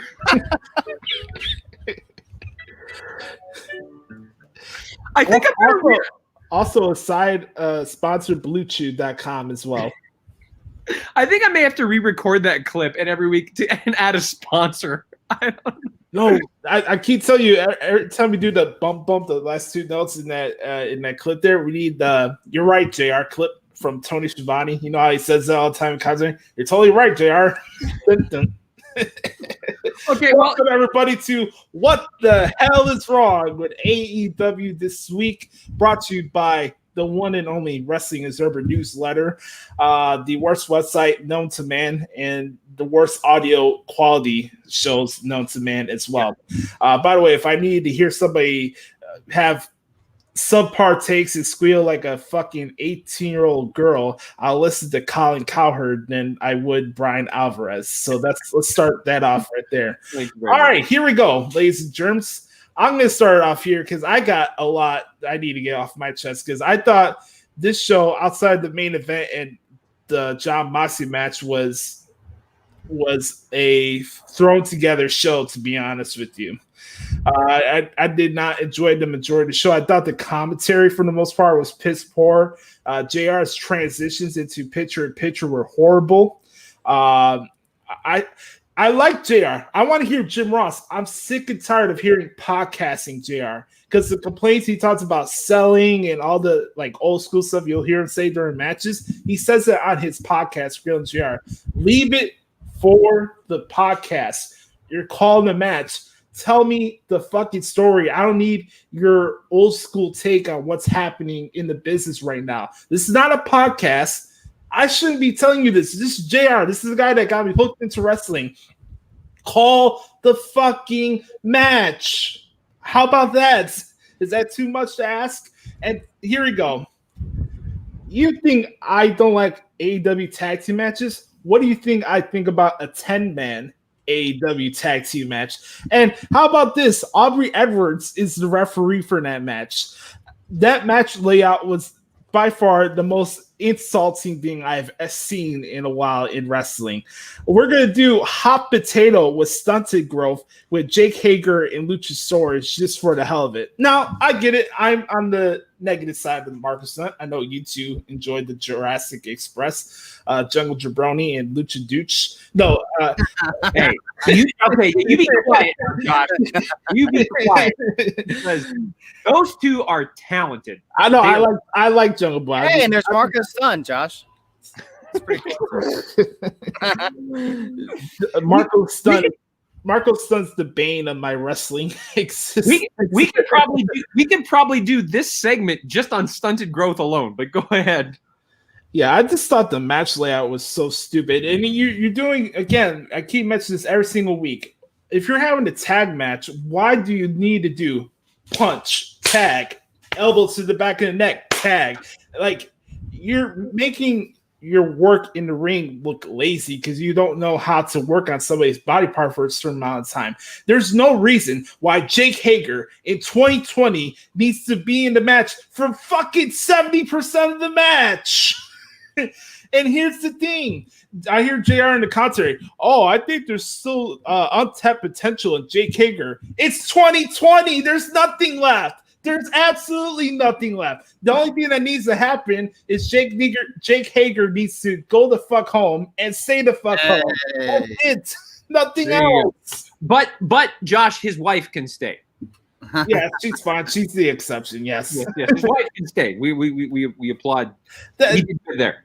That 10-man tag team match was a complete and utter mud show, as Jim Cornette would say. I did like the Jericho promo, like you're saying earlier, Matt. I forgot to mention that when I liked they're set up the debate next week of him and Orange Cassidy. That should be pretty funny. I'm looking forward to that. That's gonna be funny. Yeah. All right, what else to me that I do? Hey, by the way, Josh, I want to say, because you don't like 10-man tag matches, we get a 12-man tag next week. Oh my God, man. With the Dark Order against the Dark Order taking on FTR, the Young Bucks, and the tag team champions. You know, if WWE booked that match, how many fans on Twitter would shit on it?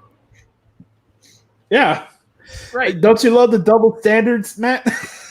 Welcome to what this segment represents, pointing out double standards. No, it's AE double standard, not AEW. Oh, that's a good point. I like that. Here's another thing. Like, I was just mentioning where tag outs don't make sense. Look at how many times Evil Uno and Stu Grayson tagged each other in during their match with Omega and Page. Like, if you took a shot for every time they tagged out to each other, you'd be dead. Literally. If you literally took a shot of any alcohol you want and how many tags you counted from Evil Uno and Stu Grayson, you'd be dead. It was ridiculous. And then I think the biggest thing for me this week that I just thought was so silly was Tony Schiavone making Matt Cardona look like he was Scott Hall coming in to save Cody Rhodes. And when most of your full sightings for AEW now is just guys that got released by WWE, I think that's a bad look for your company. It's a different exception for Impact that need stars and big name talent. Like, Impact develops their own talent and focuses on their own talent. They need other people to bring them to another level. But when you have AEW and you're being the alternative, trying to be different than WWE, right? But every time I watch your show, I keep getting flashbacks of TNA and WCW, and that's not a good thing, ladies and gentlemen. It's not. So, am I happy to see Matt Cardona back on a wrestling television show? Absolutely. I know he's good friends with Cody Rhodes, and they're going to be butt buddies, and I'm sure it'll be cool, and maybe Cody turns out at Cardona when he finally shows his true heel colors. But Tony Schiavone to make Matt Cardona come out like he's Scott Hall or some major game changer guy, I just don't. I don't get it. So that's my portion. I'm sorry that I hogged most of this segment, but no. How about you guys? Well, go ahead, Derek. Well, the only thing for me for what the hell is wrong with AEW this week is, Josh, you talked about AEW Dark. A 2-hour show had 12 matches. So to me, what that says is that their YouTube show, not their cable television show, But their YouTube show is going to focus on wrestling. And their cable television show is going to focus more on stupid-ass storylines and pushing the elite. This company that says that they're the alternative, the ex-WWE / the elite, these, the boys that are part of this, clique, for lack of a better term, that's what we're going to push on our television show. But yet this company who says that wrestling matters and records matter and in-ring competition matters is going to put all of their wrestling on their YouTube show. How does that make sense? How does that, this company that pushes, we're about professional wrestling and records and blah, blah, blah, blah, blah, blah. But we'll just put that on a YouTube show that probably not a lot of people are going to watch. But our cable television show, we're going to focus on the boys, the guys that started this company, the guys that felt like they got a raw deal in whatever form of promotion they were in. That's what we're going to focus on our television show. Are you kidding me? Hey, can I tell you that I'm totally indifferent on FTR against the Young Bucks? They haven't got me hooked into that matchup one iota. No. And I like both FTR and the Young Bucks. I think that all four of them are really good wrestlers. I really do. I'm glad I get to see the Young Bucks. I'm not glad I get to hear the Elite theme song because I think it's one of the stupidest theme songs ever created. Beat, Elite, beat, super kid. You see their marks with their lighters up like this. Like, yeah, what is this? Is this 3 count from? And this is a not props to you, Matt, for your segment. What is this? Is this 3 count from WCW? Like, is that what the theme song is supposed to be? And that's not a shot at your segment, Matt. That's a shot at that gimmick from 2000. So what the hell is wrong with AEW? But Matt, you're the new person in the show. I want to see what you think. Oh man, I'm very new to this segment, and all right, Derek, I'm really sorry, but I don't care about MJF at all. I think if you're going to build toward, people on Twitter were saying it's a big match between John Moxley and MJF. First of all, I thought the promo was good. I like the whole flips and dips thing because that's a problem with AEW as well. But I just don't care about MJF. I don't like his Arnold Schwarzenegger body behind him. I'm not a huge fan of his in-ring style. I just don't care about MJF. So for me, for MJF to be in the main event of All Out says so much about the company. He's a young talent, so good for AEW. That's great. I apologize. I just do not like MJF. What? Number 2. Can we change? I think it's ridiculous. And it's so funny because this company is supposed to be different, yet the company is based around Cody Rhodes and Zack Ryder and Ty Dillinger and Dean Ambrose and FTR, and this is supposed to be a different company. Derek, you hit the nail on the head a couple months ago. AEW does not have an identity. They really, really, really don't. I think their fans are hypocrites, like I just said. Like, okay, if Teddy Long booked that 10-man tag match, like WWE would have gotten destroyed on Twitter about it for a while. It's completely ridiculous. I think that the spacing out of the shows is bad. Like you said, Josh, like Jim Ross sounds like he's on a podcast. It's not a wrestling show. Yeah, they book these matches each and every week, but I want to see these matches lead to something. They just throw matches on TV and the show goes through and you have no idea whether the match means something or if it doesn't. I just think that there's a lot of work to do with AEW. I'm also not a huge fan of Britt Baker at all. She knocked the whole role model thing off. That pissed me off a lot. Screw that. I think their women's division is a joke. I think it's an insult. I think if they didn't have to have it, they wouldn't have it. Their champion's fine, but that's pretty much about it. And the tag matches, like I don't understand it at all. Like I just think like it's crazy for some people to go on Twitter and say that, okay, like yeah, it's such a big fight feel. What do you mean it's a big fight feel? I think that Drew McIntyre and Randy Orton and Karrion Kross and Keith Lee is a much bigger match, and yet people are gonna sing the praise. Okay, so All Out, we're gonna have Matt Hardy versus Chris Jericho. I've seen that before. I've seen that match in WWE. I've seen Luke Harper and Dean Ambrose. It was a great match, but it doesn't draw me in. I understand, like I said before on the show on TBD Wrestling, you have to establish a brand. It does take time.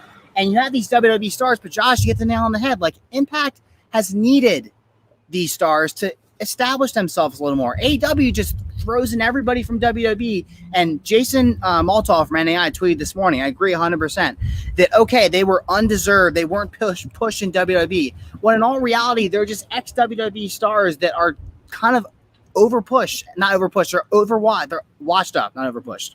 I'm hot right now because I have so many things I want to say about this. Like, I really want to be full into AEW. I've watched every single show.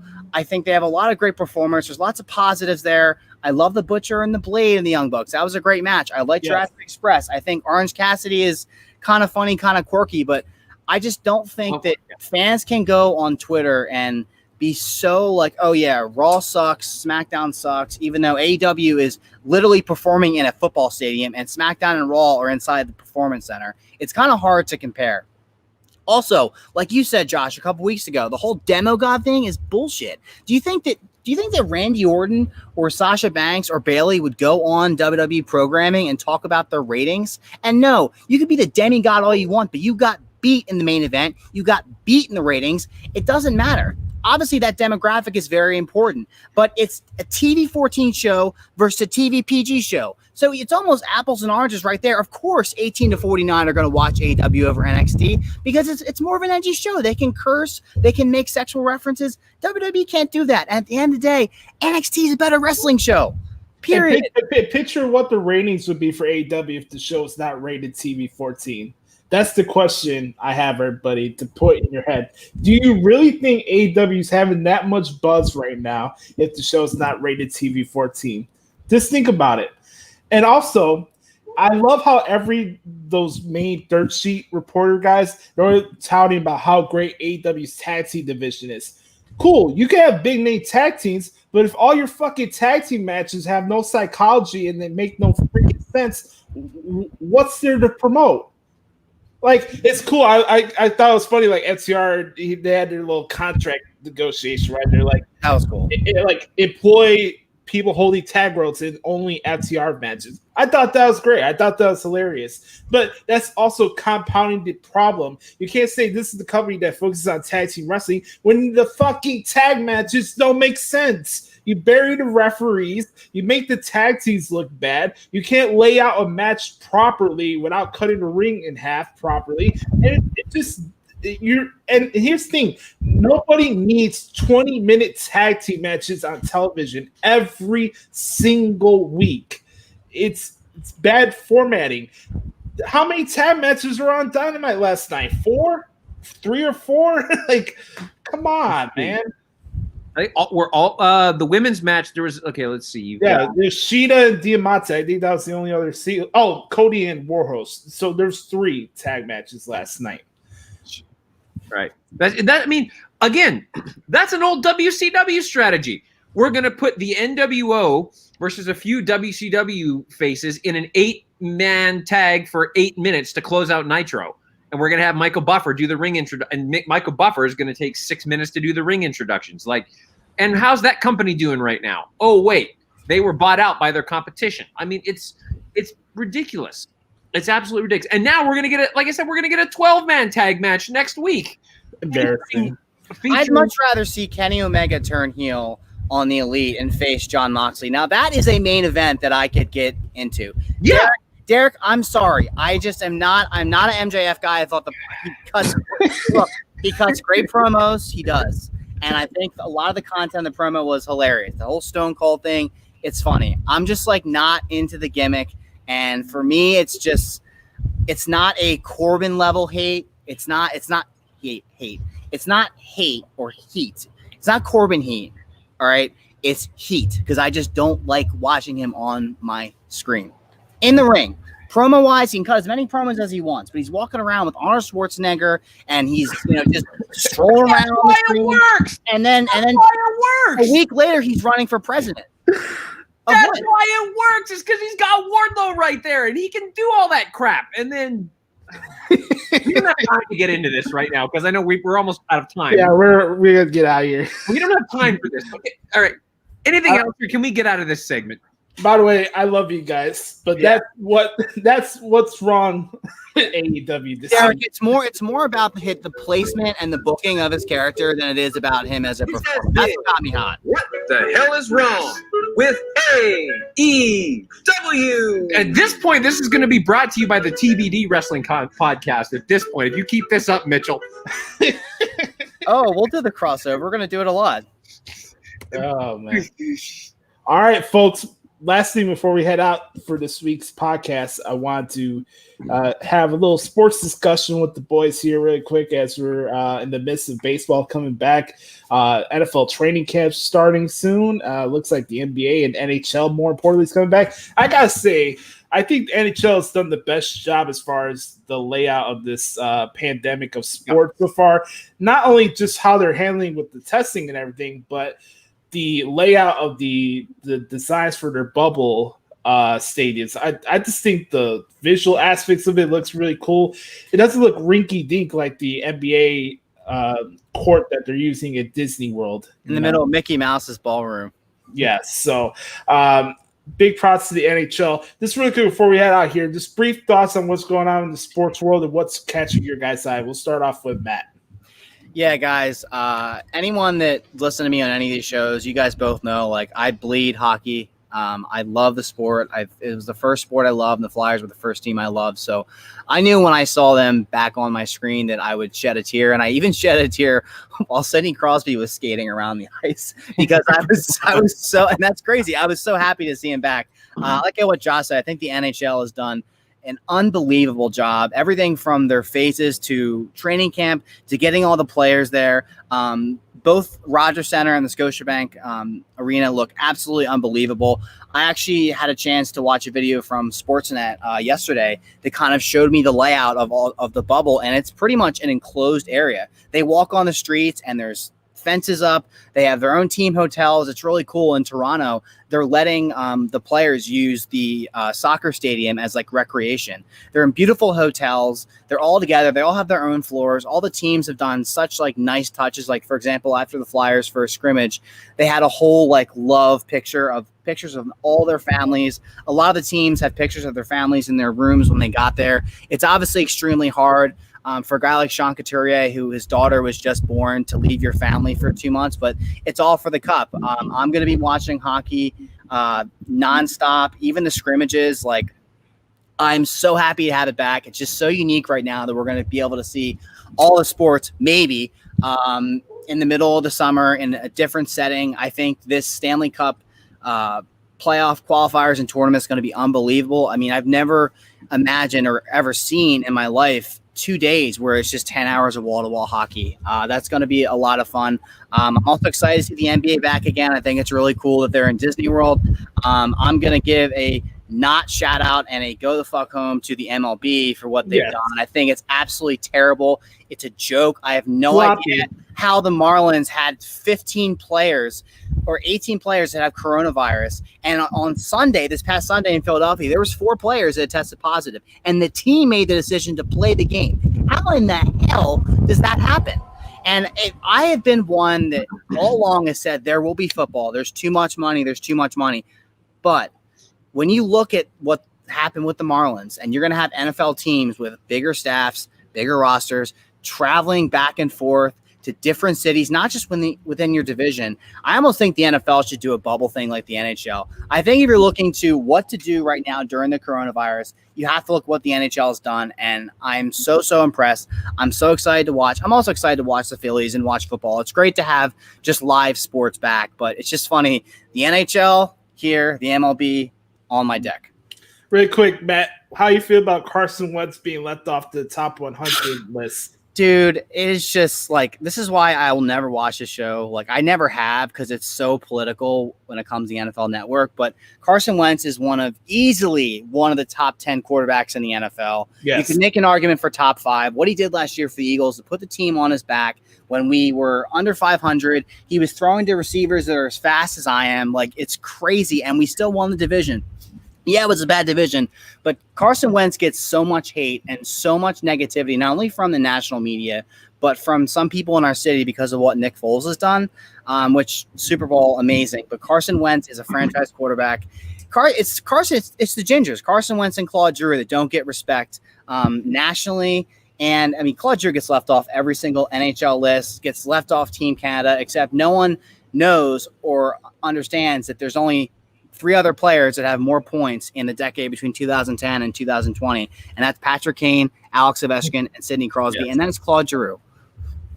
Claude Drew is probably the most underrated hockey player in all of the world right now.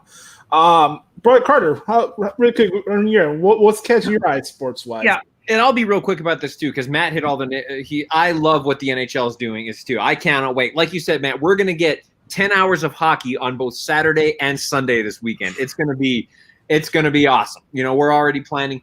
So I'm here in Colorado now, and the Avalanche play Sunday afternoon, and there's a local dive bar about a 8-minute walk from my apartment. So we're gonna go and watch over. And by the way, the bartender there, shout out, his name is Billy. He's from Philly. So he was Billy from Philly. Tell him I said hi. I will. And he's a big Eagles fan. On Sundays he goes. There's a Eagles place here in Boulder. He has to be very careful about that, because obviously with the Denver Broncos being in town, he has to be very careful about when he picks his allegiance to the Eagles. But I agree with you. I think that what hockey is doing is awesome. What baseball is doing has been an absolute joke. And I know that some of the teams have obviously contacted coronavirus, so they haven't done a good job of managing it. But you're telling me that in the gigantic stadiums, you couldn't get at least some fans in there if you check their temperature when they come in, if if they bring some paperwork that says, as of 2 weeks ago, I was cool. You check their temperature. Oh, all is good. When you're sitting at your seat, you can have your mask off. When you get up to go to the concession stand or use the restroom, you put your mask on just like you do in restaurants. Right. You're telling me that Major League Baseball couldn't get at least some fans in the stadium. Instead, they've got cardboard cutouts, and they're pumping in stadium noise to try to help to help hype the fans. Are you kidding me? It's absolutely the visual fans on Fox the other day was so stupid. Oh, it's awful. It's like, are you kidding me? They're gonna do that for football, though. I'm telling you right now. I don't know, man, because I think that they're going to be able to get. They've said that they're going to be able to get fans in, and again, you just wear your mask when you do what you need to do, and it's going to be fine. Go ahead. I only know one place that would work. AEW, they would get full praise if they had visual fans around the building. Absolutely. Put it over. It's all the marks from New Japan. They actually, sadly though, Josh, they probably could find a way to make it work. But again, if they do that, they would get, if one person even tested positive, be like, oh my God, shut down the company. So I know why they're not doing it. But the only negative of the NHL's bubble is we don't get gritty, and that's so unfortunate. I always say gritty's my spirit animal. And I don't know if you guys saw what the Flyers did is they bought a billboard that's right on the way to Scotiabank Arena. So every single time teams go to the arena, it says, I'll be watching you with a picture of Gritty and like, go Flyers. Awesome. Yeah.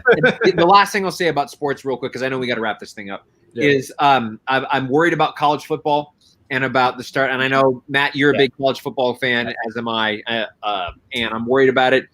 Obviously, the Power 5 conferences are going to do their thing, and it's fine. I know they need to for TV revenue and all that kind of good stuff. But I mean, and I know this is the least of their concerns right now, but you're not going to be able to. I don't think you're going to be able to appropriately crown a national champion this year, because you're comparing apples to oranges. If you have one conference, we'll say one conference is going to play 12 games. Out here on the West Coast, the Pac-12 is only playing 9 games. So what are you going to say? A 10-2 team or an 11-1 team versus a 9-0 team? You can say, well, we're undefeated. Yeah, but that's going to be based on the committee, which people are going to flip out. They always do in general. I know it. So I'm just worried about that for the student athletes and all that kind of good stuff. But at the end of the day, I'm so happy that sports are back. This is something our country needs right now. So it's awesome. Yeah. Here's my thing on sports. I'll make this really quick. For the people on social media and radio, will you stop questioning people's character for the athletes who are deciding to opt out of their seasons? Like, do you really need to play authority on somebody who's looking out for their own family's health? I just think that's absolutely embarrassing. I've seen people here in Chicago question Eddie Goldman's character because he's not playing for the Bears this year. Dude, the guy is looking out for his family. He's a big nose tackle. You could be attached to this thing as anybody else could. and he's looking out for his family. I just don't. I have an issue when sports radio people try to question people's character, but they'll never say it to those guys' face. I really have a big problem with that. And it's not like it's about the money, because they're clearly leaving millions of dollars on the table so that they're getting extra money out of that. They can sign somebody, right? So that they can take care of their family. It's embarrassing. Sports talk radio is a joke in general, and those guys that are saying that just need to kind of refocus and talk about all the sports instead of just throwing out hot take items to get their ratings up. It's really stupid. We talk about that a lot, Josh. Yep. All right, brothers. This has been a whirlwind, man. It's been a blast. I hope you guys had a good time on the show. As always, I thank you guys so much for taking time of your day to come join me on this thing we call the podcast at Hoots. Matt, thank you again, bro, for coming on. Tell everybody about the TBD Wrestling Pockets, where they can find you on social media. I will, Josh. Thank you so much for having me on. It is always such a great time to shoot the shit with you and with Derek and talk about wrestling and sports and life. Huge shout out to you, what you've done with this podcast, all the momentum and getting hundreds of thousands of downloads and clicks is just unbelievable. And I'm just excited to be on. I am the host of the TBD Wrestling Podcast with referee Tony S. That is going to be on both our feeds, a special episode. I'm excited to check that out. TBD Wrestling Podcast does post every single Friday. We also have a unique segment that I've brought to this show that I brought in the pipe bomb called the 3 Count, where you send your questions. So it's hashtag 3 Count. Send it to us at referee Tony S and at myself at Matt McCool 24. Definitely check us out. I'd really appreciate it. Derek and Josh are going to be big parts of the show as well. We're going to do lots of crossovers, a pipe bomb reunion, another debate.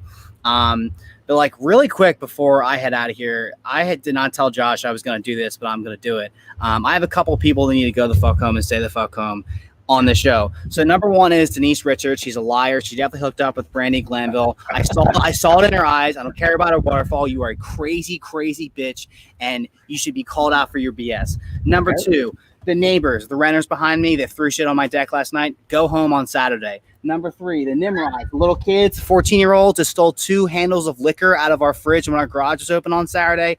Go home. We're going to call the cops on your ass and stay home. Love it. Love it. Right, Brett Cutter, how you follow up that one?